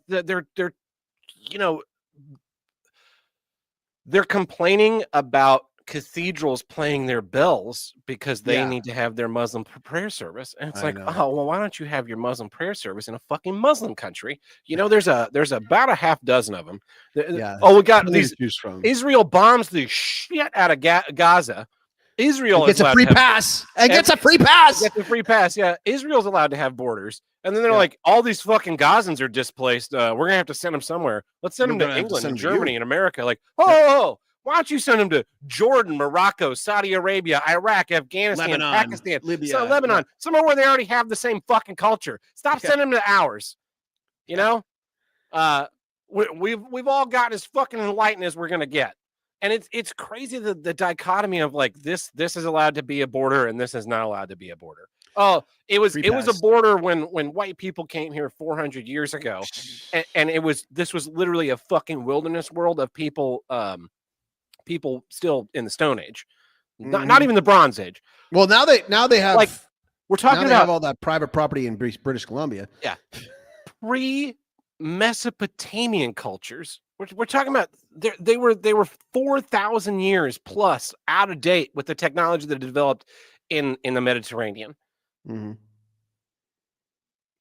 They had cities just like I went to Mesa Verde. I saw your big cliff city. It's slightly larger than my house. It's probably like my house and my neighbor's houses on each side. I don't think you built it. I don't think it was you guys. Yeah, you guys were in literally like grass, like tents. Like did you forget how you made that? No, that wasn't you. It was somebody else that you killed off. Like you look in at 2,000 years beforehand, Romans had fucking internal plumbing. Yeah. This is not like a modern luxury we invented after the Industrial Revolution. Like Romans figured out plumbing. Romans. Yep. This is the time of Jesus Christ. They had fucking plumbing. Yeah, there's a reason why they were ruling the world at that point. Yeah. They created sailing ships that could cross an ocean and discover a new land. American Indians had canoes. That's it. Barely that. I mean, they can navigate waterways. And not all of them rivers and stuff. That. They're not going out in the fucking ocean. And even you take cultures, in Polynesia that are like seafaring, or the Maori, the Hawaiians that are like a seafaring island nation. We're still talking about fucking little tiny catamaran sailboats that can only transport a couple of people. We were building giant fucking ships and then putting cannons on them and then blowing each other out of the fucking water like it was just for fucking fun. We created civilization. Europeans created civilization. It's basically the only fucking decent thing that they've ever done. And then they took their best and brightest and they dropped them here in America, and we created an ideal nation, a nation that was founded in the idea that men were created equal and that we could like self-govern and have our own society. And obviously we were horribly, horribly wrong. But hey, it was a neat science experiment. But now because like bad things happen. Oh, bad things happened 400 years ago. So fuck you, man. You're not allowed to have any property or anything. You're on stolen land. Like, well, if there are no borders, there's really kind of no stolen land, is there? What? Well, if there are no borders and everything's just kind of everyone's free for all, then we didn't really fucking steal it, did we? Yeah. Oh, it doesn't work like that. Oh, well, in that case, fuck you. So I'm totally against deportations. Again, death penalty. This is what I have reached. This is what the anarcho-tyrannist state has turned me into, because they won't enforce laws against a guy who's arrested 14 times in the subway. They won't enforce our border laws against people. Another fucking great example, the free pass, right? Hyundai has this plant that they had 450 I heard about South this. Koreans Yeah. working, and liberals are out there like, they were coming here to create American jobs. No, they were stealing American jobs. What the fuck are you talking about? Yeah. And then it's just like, oh yeah, we didn't know. Like, no, you fucking knew. And we're just like, yeah, we went to Tyson and busted. We rounded up 100 fucking illegals in this meatpacking plant. Okay, yeah, cool. What about the guy that hired them? Why is that guy not fucking under arrest? Free pass though. That free pass. Like, oh, we got the illegals. Yeah. But he didn't actually solve the problem. Nah. Like, he's just gonna hire more illegals. We wiped up all the blood off the train. Like, yeah. But could you plug the fucking hole so it stops blowing out the side of my neck, please? No, we wiped it up. Yeah, and it's just like it's just too. And so they're not going to enforce the laws we have, but they'll enforce random shit against you in any way that they can. And it's just like, okay, you know what? And everyone's fucking telling me I'm a fascist and a Nazi and a racist and a misogynist and I'm a transphobe and a homophobe and this and that. And it's just like, you know what? Maybe I am. Because if the fucking things that I believe, like enforce the laws equally for all people, if that's some kind of wild fascistic Nazi take, then I guess that's what I am, because that is what I believe. I believe that my fucking forefathers came to this nation and built a society, built a civilization, built a country that leads the fucking globe, and that kicks ass. And I believe that if you're not fucking supposed to be here, you're not fucking supposed to be here. And if you break one of our fucking laws, you go to jail or you pay restitution. But we're not fucking doing that. And so if the only people that want to do that are the bad guys, then I guess I'll be a fucking bad guy too. And you know what? Now that I'm a bad guy, I want to do it the bad guy way, which involves a lot of violence. I am so ready for violence to erupt in this country. I keep seeing posters like, oh, you have no idea what's coming. Like, oh boy, do you not know what's coming? And I think that there are a lot more people like me now that are hoping for it. I wasn't hoping. When January 6th happened, I was out with Tim and Truckin' and Tuckin'. We went out to dinner, and I was like, "Oh, check this shit out! Like, there's fucking explosions happening at the Capitol. This is awesome." But I was like, "But we could solve this peaceably." Like, But now I'm just like, "Now, you know what? We're rounding up an army. We're getting an army together, and we're burning it all down." I think that's the only way I can see to fix it is to burn it all to the ground. We're not gonna. MAGA doesn't want the Epstein list released because Trump might be on it. Democrats don't want the Epstein list released because Bill Clinton's on it. I don't fucking care. If you're touching kids, you should be fucking dead. If you rape women, you should be fucking dead.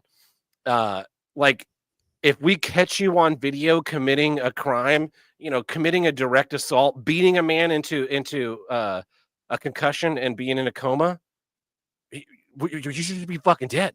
I'm tired of it. I'm tired of the rules no longer applying to anybody. If you come to this country and you sell drugs, you should be fucking dead. I don't care. I don't care what was on that boat. I don't care if it was illegal immigrants. I don't care if it was drugs. I don't care if it was just some people out for a fun time in a boat. They were headed towards my country, and I don't fucking want them here. And it's basically the only time that military force has been used it's the only time military force has been used in my lifetime that is actually a warranted use of force. That's what the military's for. I've been fed this bullshit my entire life about, oh, you got to support the troops. They're keeping you safe. They're fighting for your freedom. And I'm not saying like fuck the troops. What I'm saying is that they were fucking lied to. Yeah. We as were you. We sent our sons to Afghanistan for 20 years. That brought thousands of them back. PTSD, crippling injuries, wounds, damaged our sons and our brothers to bring freedom to a culture that doesn't want it. Those borders, those imaginary lines on a map, not real freedom either. You know, they didn't fucking want it. And then what we do? We gave it right back to the fucking Taliban. Do you ever get shocked by like what Chat GPT or Grok or whatever the AIs are won't allow you to discuss? Like I don't talk out of the blue. So I did a thought experiment because I was like, what if all of a sudden they're like in Canada, they're like, you know what? Like we fucked up and we got a bunch of people overstaying their visas. And like, we're talking like over 1 million people. And it was like, I was asking it like, logistically speaking, if you were to round up and deport 1 million people out of Canada, how would you go about doing that? Right? Like how many planes would you need? How many airline, like how much resources would be to get rid of 1 million people? We're not talking about killing anybody. We're not beating anybody. We're not torturing anybody. We're just sending them home. Mm-hmm. How much would it cost? How many flights? How would you organize it? How would you get it into like how many flights? Because your major airports, like, because like an airplane doesn't carry that many people. Like, yeah. It doesn't. Carl, how many people fit on your airplanes? 150? I don't know. Like one of the larger ones, like what? Like 200 people, 250, maybe? Yeah, I have 300 tops, right? So, like the logistical nightmare of getting, because Canada had 150 to 200. All right. Yeah. See, like it would take forever. It would take forever, and then it boggles the mind because you're like, hang on. In 2024, into Canada, and this is documented, new immigrants, new arrivals in Canada. Canada, the country that just hit the 40 million population mark, took on 3.2 million people in 2024. 3.2 million people. If you took 3.2 of those million people and you put them all in one new place and built a whole new city just for those 3.2 million people, that would be the third most populated city in Canada. You could have a hockey team there. It would be huge. Now, thinking about it from a logistical standpoint, that's 43 flights a day. 43 flights a day. Now, how many different airlines do we have to get that? It would be nearly impossible. Yeah. For like what? Like 6 months? Like how long would it take to get them out? Sorry. Yeah, that 3.2, it's 43 flights a day. That's how many. That's how many are coming. It's crazy. Orchestrated. How's that not orchestrated? And like, because again, the free pass, going back to the free pass and the borders thing, it's like, okay, it's unfeasible. It's unfeasible. You know, whatever fucking lie of a number. I think it's 100 million illegals in the U.S. That's a lot. Some people. I mean, we know 20 million came in under Biden, and they're like, there are 11 million illegals in the country, and it's like, whoa, if 20 million came in under Biden and 9 million of them leave, what the fuck are you talking about? So anyway, let's call it 11 million, right? Yeah. The 3.2 million, that's 43 flights a day. So you were talking about 150 flights a day to get them out in a year. The 11 million number, right? That would be impossible. But a great way to do it would be to cut off all these systems that are supporting them. Like punish these employers that are hiring illegal immigrants. And we didn't know. I have to fucking give my social security card and driver's license at every fucking job I've ever had. What do you mean you can't do it? Are you 1099ing them? Because if you're 1099ing them, you still have to get a fucking social security number from them. Like, they know what they're doing, man. They hate you and unequal enforcement of the law, where it's just like, no, I don't want to do it. I want the illegal immigrant one. I want you to just pay me. I don't want to do any of the taxes. I don't pay Social Security. Sure, you won't feed into a 401k for me. I don't fucking care anymore. You're paying me $50,000, $60,000 a year, whatever. Just divide that up among 12 and just write me a check on the first of the month every month, or the 30th of the month every month. That check number amount, and that'll be good. We don't need to bring the government into any of this. I'm an illegal immigrant. Yeah. I'm here from Kronos. I came here on a ship. We're going to. I'll definitely be bridging some of this into the voicemail. You did give me a heads up on a voicemail, so I think this is going to get bridged. Anyway, that's what I don't get. Borders, man. They've made me a fascist. I'm fully embracing it. I'm gonna get a cool armband. I'm gonna shave a nice and a neat mustache again. The blue hair. Well, the hard part about it is like you got to be fascist with other people, and I right now I don't think that there's other people that'll join that have the same value system as you. So I don't know. That's definitely the biggest problem. Is that while there are people that I think probably are on the same page as me, we're all spread out, and it's not like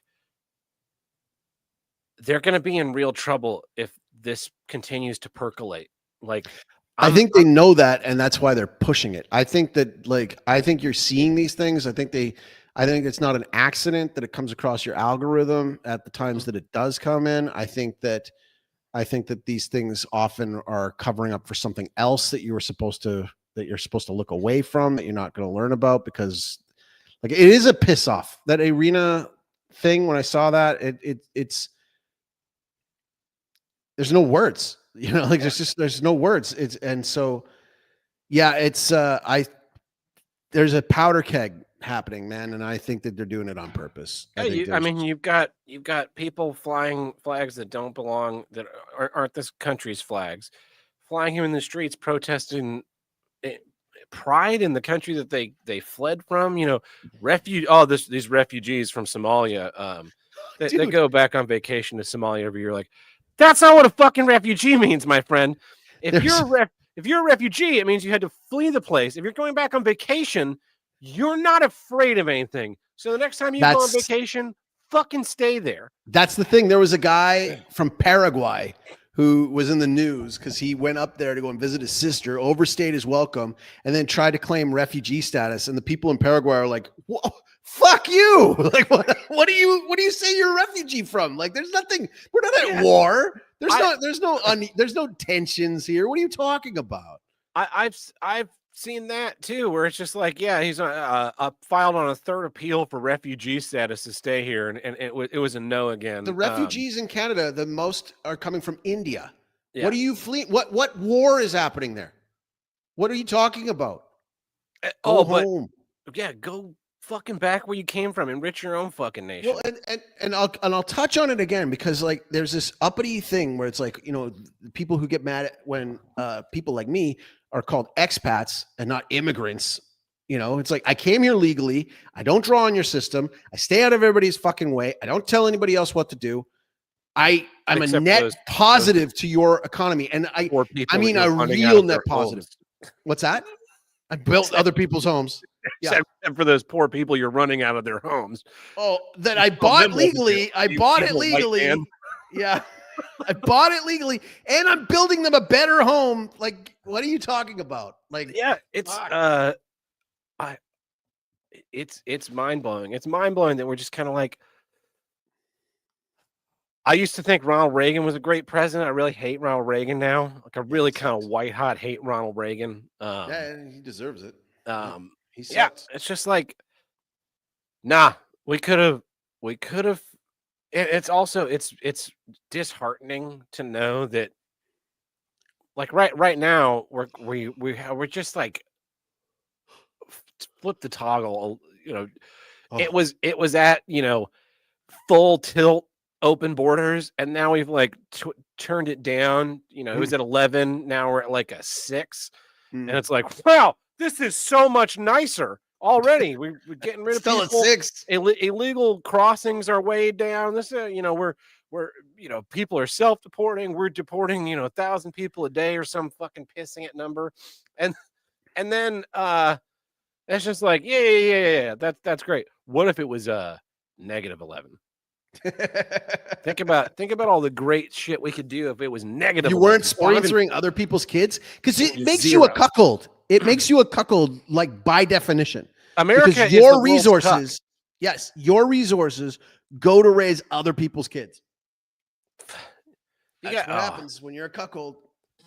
It's like, and then you got Mr. Beast. You know, we raised $40 million for water in Africa. Because they can't figure out how to get their own fucking water, so we got to. And it'll get ruined in 3 years. And then it's just like, okay, so Africa is not in a position where it can sustain the population that it has. So what happens when there's too many people there? Let me guess. Bring them more here. Oh, great. People that couldn't like build a civilization or have their own fucking cities and shit can't even figure out how to get water out of the fucking out of a lake and clean it. Mm-hmm. They're gonna come here and I don't know, work in an auto plant or something, like a food manufacturing plant, and get Sundays they're off gonna come pick leave garbage on the beach for us. I love strawberries. I don't fucking want them anymore. Mm-hmm. Let's have some tough times. So you can create some good strong men. Yeah. Good issue, man. Good you. issue. I get Very it. incensed. I fed into my rage about getting texted about some fucking job that I haven't had for 3 months. Bullshit. Leave me the fuck alone. This is very funny too, by the way. So years ago, I set up my desk phone to forward to my personal cell phone after the second ring because I didn't spend a lot of time sitting at my desk. I was mostly like down in the theater doing stuff. So, if someone calls my desk phone, I need to answer it. So it forwards to my cell phone. They haven't turned that off. So it still forwards to your. Yeah. So I've been getting a call once a week for the last month or so from the IT department, probably to set up some shit on the new guy's computer. And it just keeps ringing to me. And it's like, boom, your old employer. And I have a Google, there's a Google assistant that screens the calls. And it's like, hello, I'm a Google assistant. Why are you calling this person? Like, oh yeah, this is with IT. Sorry, he's not there. Would you like to leave a message? Nope. Get fucked, my guy. Not my fucking problem anymore. Go fuck yourself. Shall we wrap it? Yeah, this has been Here's What I'll Get. I'm Tab Burt. I'm El Chago. We'll catch you guys next time. Ciao, ciao.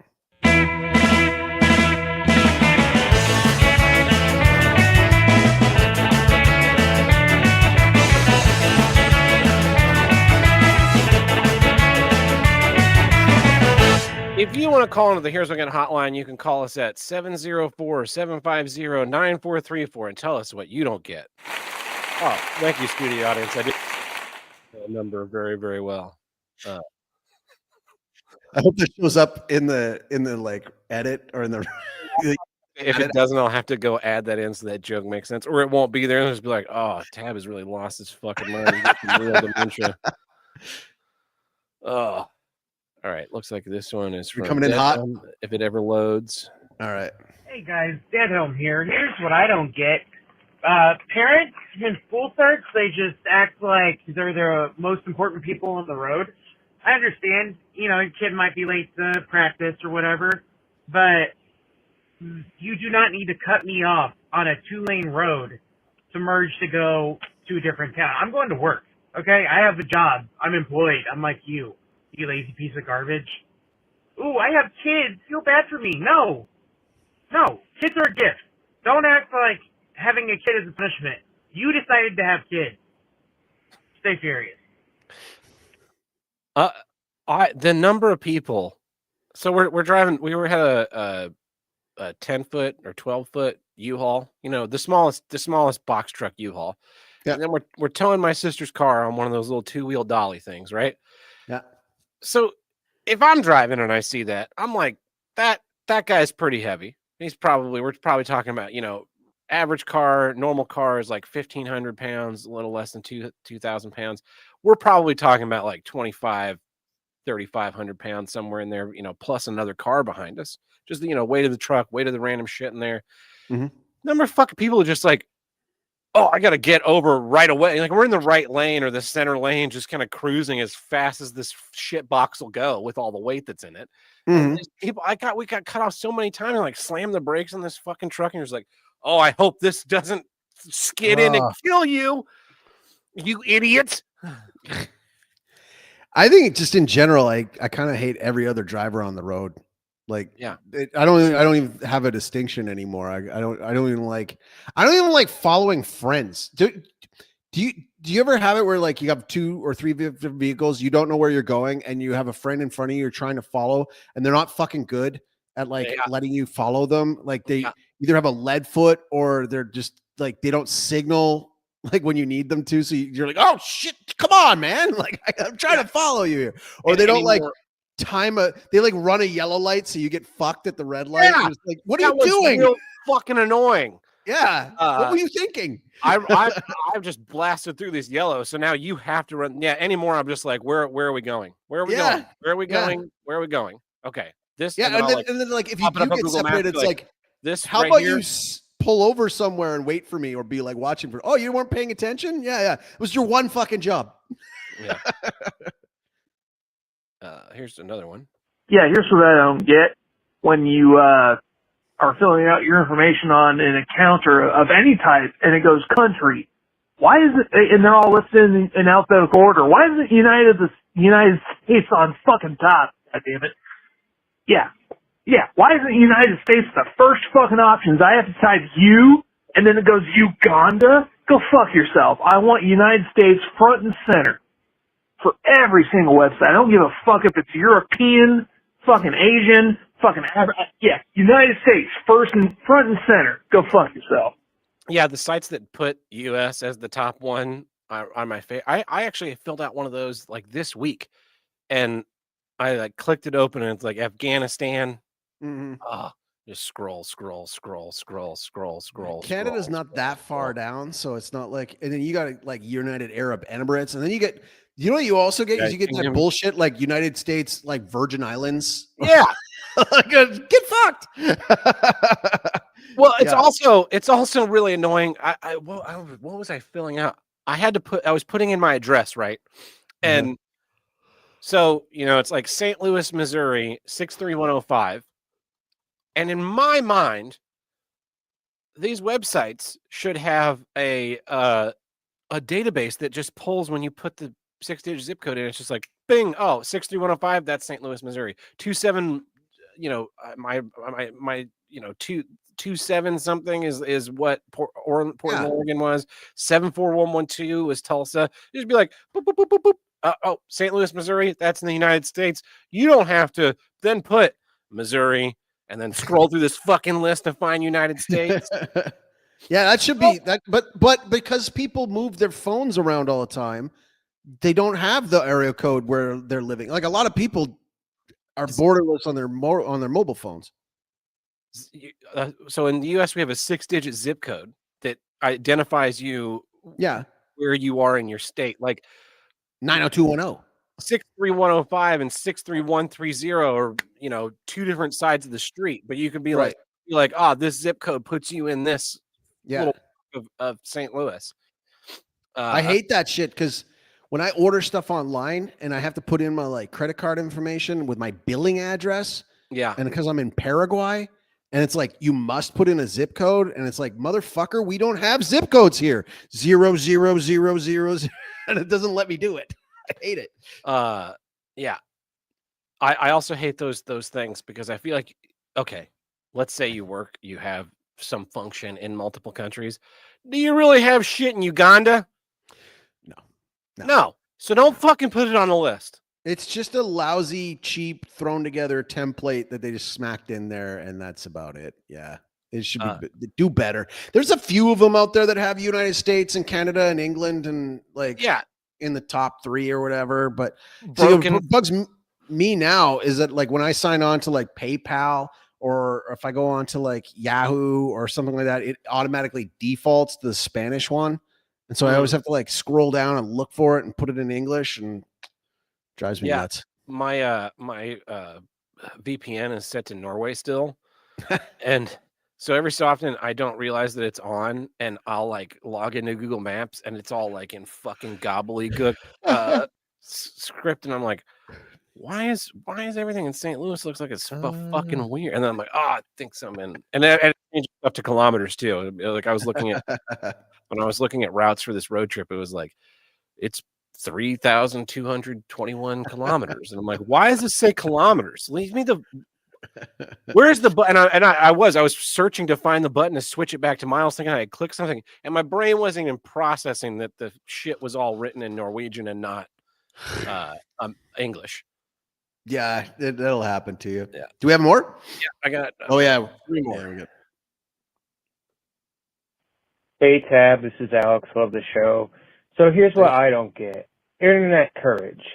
So say you have a co-host who gets flipped off about some unjust news being carried forth in Canada, but instead of, fighting for his country that he supposedly loves, he runs away to South America and makes his children, outsiders for the rest of their life. And what does that teach them? That instead of standing up and fighting their problems, they should just go to another country where they can buy all their issues away? All right. Keep good work. Out. So give you full transparency. Tab gave me a heads up on that one ahead of time. Yeah. And all right, you want to hear it, Alex? You sound a little young. So you might, maybe I'm wrong. Maybe I'm wrong. You sound a little young. Not sure if you have kids of your own, but let me lay it out for you. You also sound like you're in the United States. Probably in the United States. It didn't sound. I didn't hear an English accent or anything like that. I think it's a U.S. number. I assume it's a U.S. number. All right. So at some point in time in your family history, there were people in Europe or another continent that decided, you know what? I don't fucking like it here. I don't like where things are going. And they took a ballsy decision to go and try to make a better life for their family. And that choice resulted in you being there at some point in time. See, I come from the same sort of lineage. I'm also from Canada. I'm from the Americas. I'm a mutt. I don't have another homeland to go to. My homeland was Calgary, but it ain't Calgary no more. I just described it before earlier in the show. 3.2 million new people that came in last year alone. 3.2 into a country of 40 million people. Okay. What do I got to do? Vote harder? You say a country I love? Dude, I liked growing up there. Do I love the country anymore? No, I don't. I fucking left it. I don't know if you're a Christian or not. I am.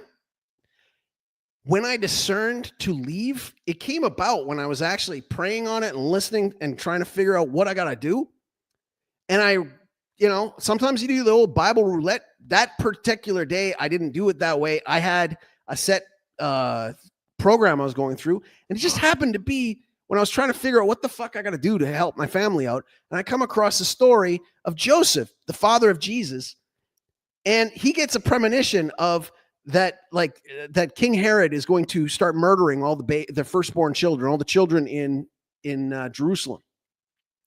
And so he goes and he takes his wife, Mary, and Jesus and flees into Egypt. Is he a pussy? Is Joseph a pussy for saving the life of his child? I don't think so. Now, in my country, it is illegal to question different historical events. It is illegal to misgender somebody. It is illegal for me to talk like this. Okay? Yeah. So I made a choice. It was not an easy choice. And when I went about it, I made a risk. I sold my house and I moved to another country. Yeah, they don't speak a lot of English here. Yeah, it's a different culture here. And yeah, I got neighbors that suck, but I also have neighbors that are fucking awesome. I also have neighbors that band together. When when the power goes out sometimes, it's because like a tree falls on one of the electrical wires, and the community gets together to fix it themselves. They don't wait for the electric company to come out. They fucking do it. I love that. I love that my son gets to see that. I have no regrets about coming to Paraguay. I have none whatsoever. I was complaining about Canada because what are you going to fucking do? What are you going to do? Are you going to take up arms? Are you going to vote harder? Are you going to boycott Tim Hortons? What the fuck are you going to do? You read? Are you going to outbirth them? What are you going to do? I'm a Catholic, and Catholic churches were being burned to the ground. The government did nothing. They said, we can understand the anger. The media did nothing. The police did nothing. So do I stay? Yeah. Do I stay and do what? It's every night take a second shift to guard my church with a gun that I'm not allowed to have? What am I supposed to do? What am I supposed to do? There's no options. You read Hitchhiker's Guide to the Galaxy, right? Yes. Long time ago, yes. Yeah, there's a line in that book. There's quite a few lines that have stuck with me over the years, but there's one that I think is applicable here, and it's in the beginning of the first book. They're wanting to tear down Arthur Dent's house to put in a bypass, and it's the Vogons. The other guys, the English one. Yeah, Mr. That's right. With the Beware the Leopard. Yeah, Mr. Prosser, who is distantly related to Genghis Khan. Yes. Arthur's laying in front of a bulldozer, and he's trying to explain to him that he can't be there. That all this stuff has been signed, and they're going to bulldoze his house. And he says to Arthur, the line that I remember is, "Do you know how much damage this bulldozer would take if I let it just run you over?" And Arthur says, "No, how much?"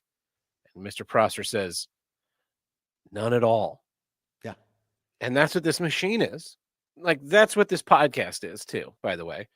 We're not all in St. Louis. We're not all able to go to Paraguay. We're not all in Minneapolis or not Phoenix. I'm trying to think where Mr. Kill Everything is, but he's in Arizona. We've got people in North Carolina and Oklahoma and Texas, Portland, all over the country, all over the world. They're all people that think like you do listening to this. If you wouldn't listen to this, if there wasn't some amount of, if you're listening, you listening to this have to agree with us in some way. I assume. I can't imagine that you're listening, just hate listening, or you at least understand the perspective that we're coming from. And what's worth understanding, what I think is great about the show, why the show has to continue despite the fact that it has very clearly ruined my life.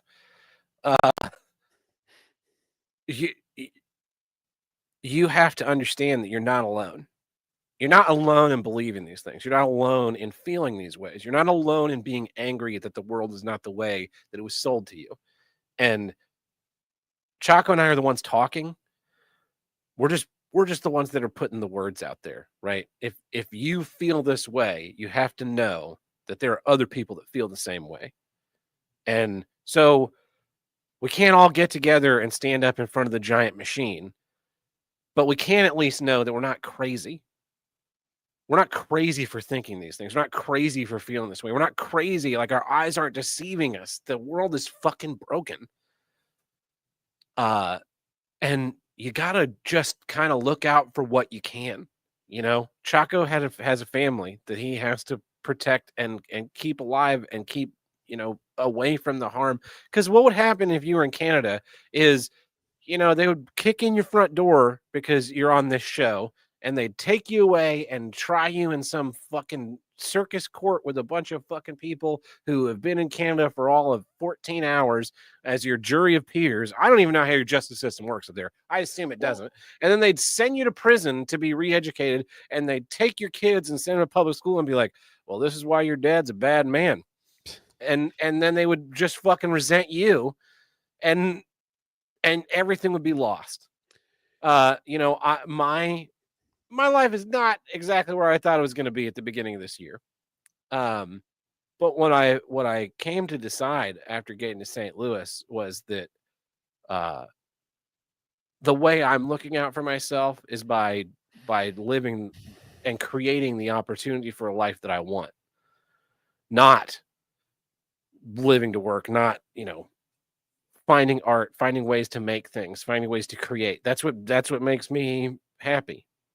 Am I changing the world? Am I very upset? Yes. Do I want to commit great acts of violence? Yes. Do I have the means to do so? No. Now, if the means present themselves, I'd probably jump right on board.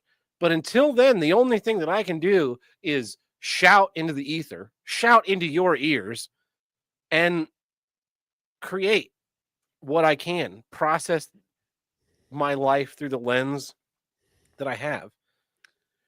We're internet tough guys. We're not out there fucking George Washington crossing the Delaware, taking the fight. Be an internet tough guy. Like that was never my persona, right? Yeah. Like I bitch about things, but that's the show. Yeah. Like I have to think sometimes, like, what am I going to bitch about this week? Because I'm actually having a good week. My daughter every day thanks me for taking her to Paraguay. Thanks me. She loves it here. Loves it here. We've got tons of animals. She loves animals. We have the ability to get a horse. We have the ability to get like all kinds of different things. They love their life here. We have friends. We have community. We have a future. Because the thing is when I was back in Calgary, we lived on a cul-de-sac. Across the street, Filipino family, nice enough, divorced, so the kid would sometimes be there and sometimes not be there. My daughter loved playing with the kid there, but she was, only there every other weekend. Across the other way, Indian family, Hindu, totally different lifestyle, totally different expectations. My kids got along with them, but their family, their dad, the parents worked nights. Sometimes their parents would accidentally lock the kids out of their home. They would have weirdest conversations. It was a bit of a mismatch.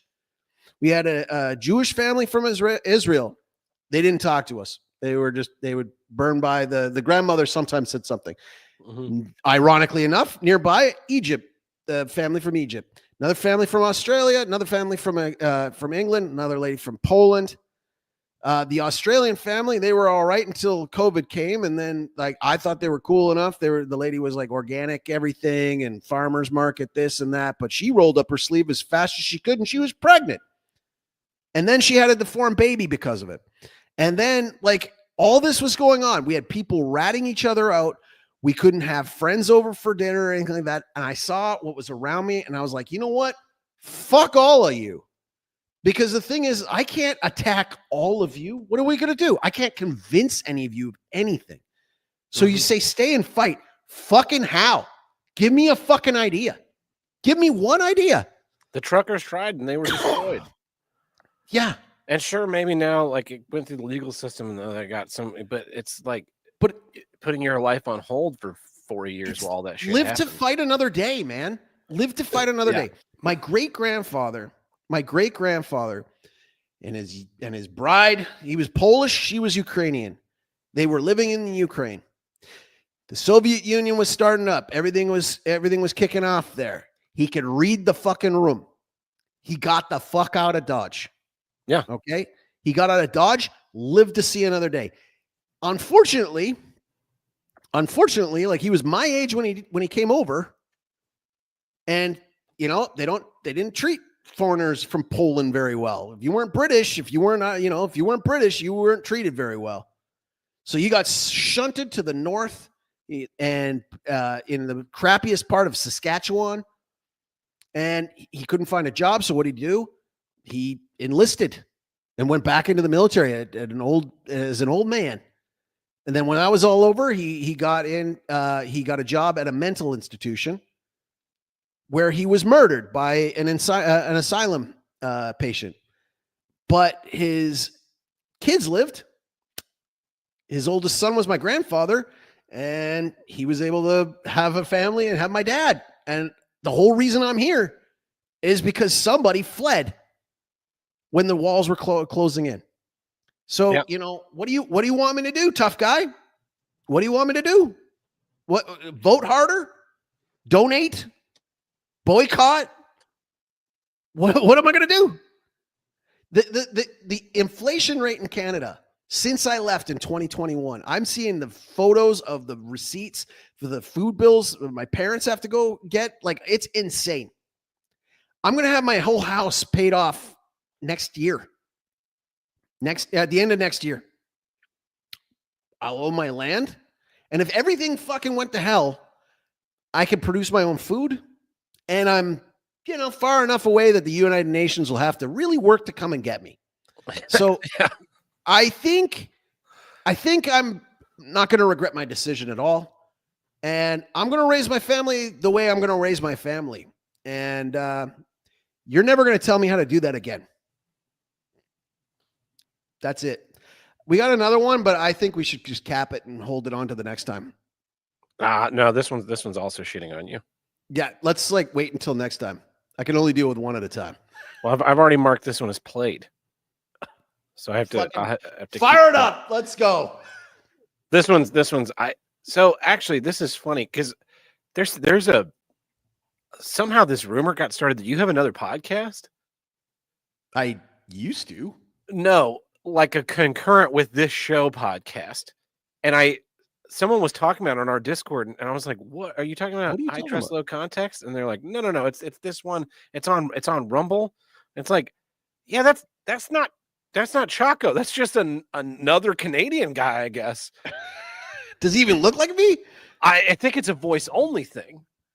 I don't know. On I Rumble? didn't look into it, but I just saw the discussion happening. Somebody using 11 Labs because they like a nasally Canadian accent. Yeah, they're trying to frame you. Yes, so. I'm responding to Joel's boomer posting last episode of he'd been doing this a lot lately, Joel. I love you, but come on, man. But he's been going, things were just better in my day, Video games were hard. I used to play games and they were fucking hard. Come on, Joel. Nobody gives a shit that you played Double Dragon on the NES and it was so hard. There's hard games nowadays too. That doesn't make a great childhood. And I'm sure that you had fun, riding your bike outside and watching cartoons on Saturday, but the time is now, old man. Those days are never going back.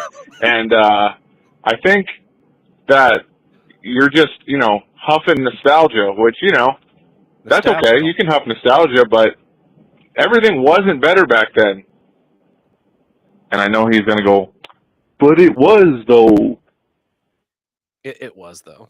I didn't say that, but I will say, unless you think that games with transgender characters and woke creative players and all this kind of stuff like that, if that's what you like better, go for it, man. If you like cutscenes and DLC and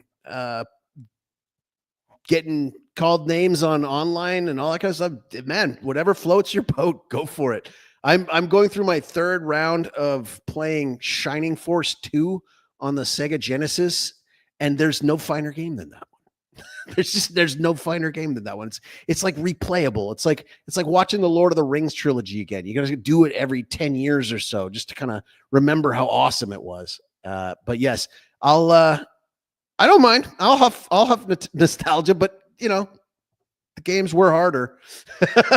They were harder because they were designed to eat your quarters. That's what they were for. I was trying to find that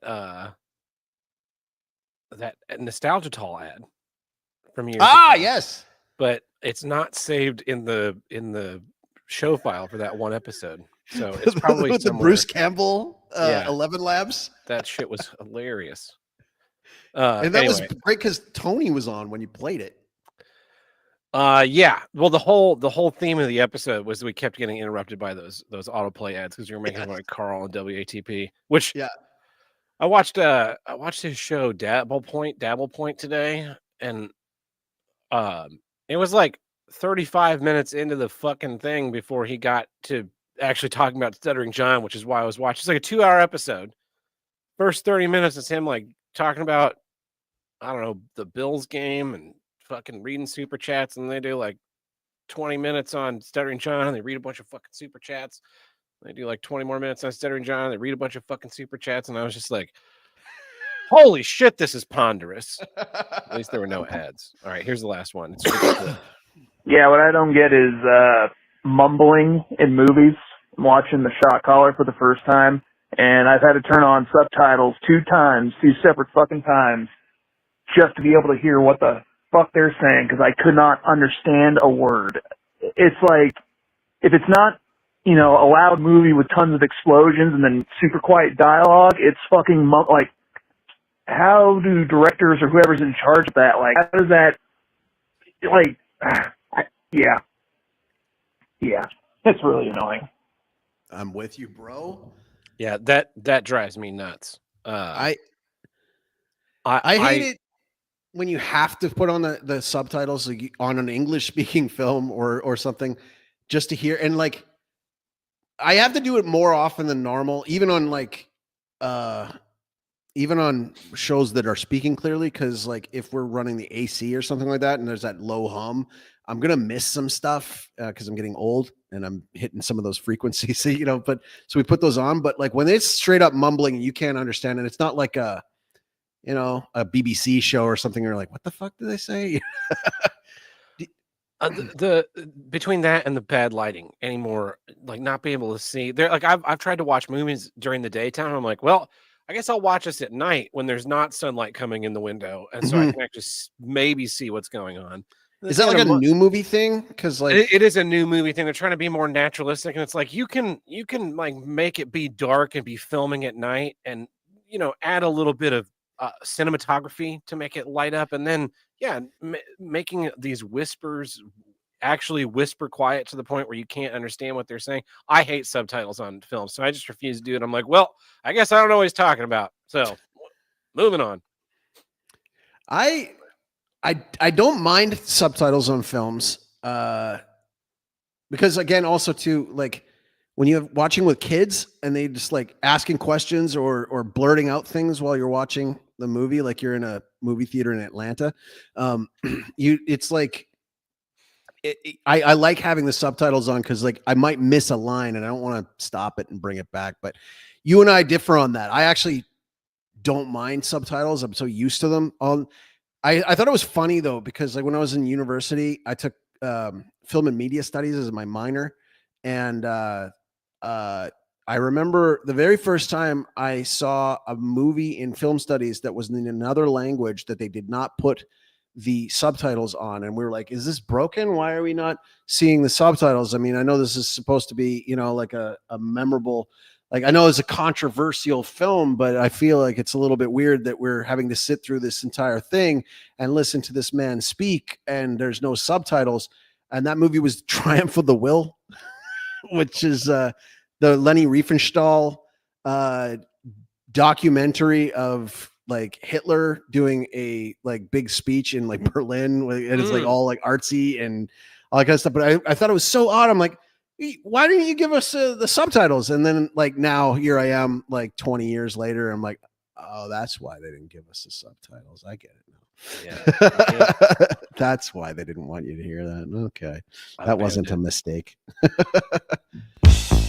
Masks and vaccine mandates, drag queen story hours, World War III, new from Choco Labs, makers of the 2015 hit drug, the Red Pill, and the somewhat less popular 2020 drug, the Black Pill, comes Nostalgitol, the miracle drug that lets you forget about the present and only remember the past. Back to a time when the future looked bright and the world was full of promise. When athletes would warm up before games instead of kneeling before them or suddenly dying during them, or when you could call your friends retards or faggots without getting canceled. Don't wait. Ask your doctor about Nostalgitol today. Or don't. We did bring that your back. Doctor is probably still a vax-shilling mask tard. Possible side effects include unwanted Nickelback songs stuck in your head, mental retardation, shell shock, rickets, Mexican leprosy, southern itch, Negro leg, Jewish disease, Chinese restaurant syndrome, jungle rot, drapetomania, temporary factory, and being blissfully unaware the world is run by satanic pedophiles. Nostalgitol. where the present is optional, the past is always rose-colored. Forgot how good that was. That's a banger, man. That is a banger. Negro leg. Mexican leprosy. I do think, like, I don't know. I think you've seen that there's that's like, would you rather have $10 million today or go back to when you were 6 years old with all the knowledge you have now? It's like, I don't want to go back and be 6 years old, but you know what? I wouldn't mind just teleporting my ass back to 1991 to do the last 34 years again. Just, look, I'll stay my same age. I would rather be, because then I'll be almost 70 now. Yeah. So maybe dead. And it's like, I live my 30s in a time where there's not as much rampant inflation and, cars are inexpensive and television is good. I get to go back through 1999 again. That's when all the fucking movies were great. Yep. I get to show up in 1999 and be like, this Matrix movie is going to be fucking badass.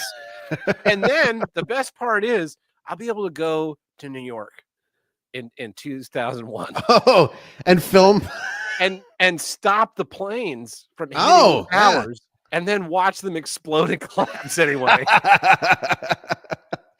What's funny is like that one is one of those ones where you're like, man, if I wasn't married and had kids, I would definitely go back and do the whole thing all over again with my knowledge now. Yeah. But because I do have a wife and I do have kids and I love them so much that the chances of me fucking that up, guaranteed I wouldn't have the same kids. Yeah. Right. Guaranteed you wouldn't have the same kids. Even if you said to your wife, like, okay, we have to have sex at this time on this day after this thing, or we won't get, we won't get our awesome kids that we had. It's not going to work. Right. So you can't, I just couldn't do it. Okay, give me the money. Just give me the money. I'll figure it out. Yeah. Also, all right. So I go back. It's 1997. I'm 6 years old. I have the knowledge of the last, the next 28 years. What the fuck am I going to do with that until for at least 12 years? It's like, load up on Bitcoin. Hey, Dad, could I get some Apple stock for my birthday this year? For my 7th birthday, I'd like some Apple stock. Yeah. What the fuck is the matter with you? And then you end up in an asylum. Like, this is the weirdest fucking kid ever. You'd be like, what is it, 2009, 2010? You'd be just loading up on Bitcoin, and then you'd make enough by now that you'd be able to get your underground bunker. And you'd be able to buy if you loaded up on Bitcoin the way you could, like if you knew ahead of time, that like you'd be able to buy Epstein's Island and like burn it. Yeah. You'd have that kind of money. That's probably the thing to do, would just be like to keep your mouth shut until like, because you're not going to stop COVID and you're not going to stop all that shit. No, what you're going to need is you're going to need enough resources to go somewhere and hang out while that shit's going down. Which is I did to the best of my ability. Yeah, I mean, as a kid, just being like, "Yep, I'm buying Tesla stock. I'm using my allowance to buy Tesla stock." Like, are you out of your mind? Nvidia stock. Yeah. Yep. Yeah. Nvidia stock. Now, fuck it. You just do it all in Bitcoin, because then you're not going to get fucking dinged with taxes. You can just go anywhere and then cash it out where you're at when you need it. Like, that's probably better than doing it all in Tesla stock, because then you have to pay out your taxes. And you do both. You've got like your legitimate income streams. You got your illegitimate income streams. Don't go into theater. Don't go into theater. Or if you do, just actually, because you'd have fuck you money. You could do what you did again, meet all the same people, and you could start getting revenge before they'd even do all the stuff that you knew they were going to do. Yeah. Get all the bad people early. You'd find the troon that like ratted you out and make their life pretty awful. Yeah. Just get wild fuck you money and just like fuck with people for absolute, like never had any interaction with them and just ruin their lives, because in an alternate universe, you fucked me.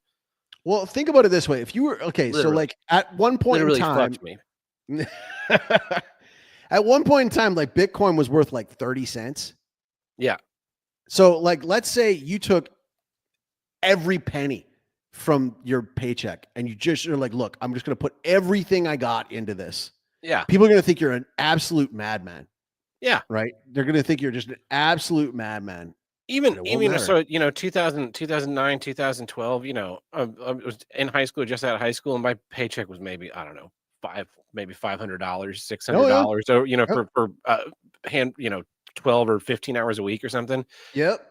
$500 worth of Bitcoin in 2009. And then, you cash it out right before the pandemic. Holy shit.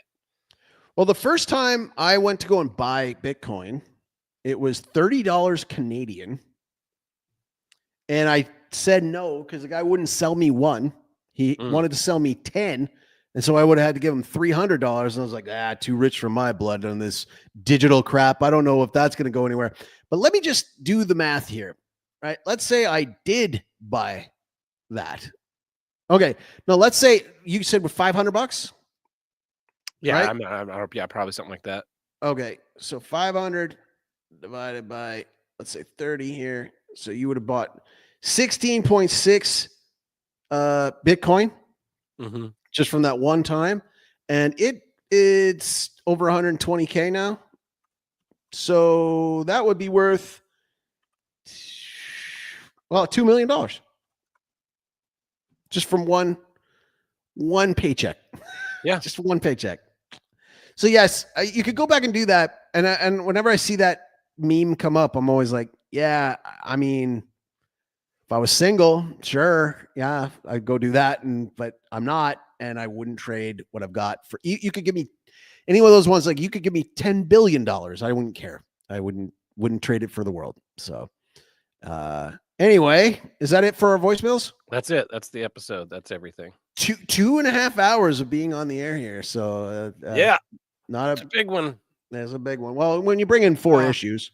Yeah, when we do a regular episode again, instead of this like chintzy bullshit 1 issue each nonsense we've been up to for the last 83 episodes. Yep. Yeah. Good one. I'm glad we did it. Yeah. So thanks for listening, everybody. We'll catch you guys on the next one. And just remember, you're not alone. You're not alone. God bless. We'll see you.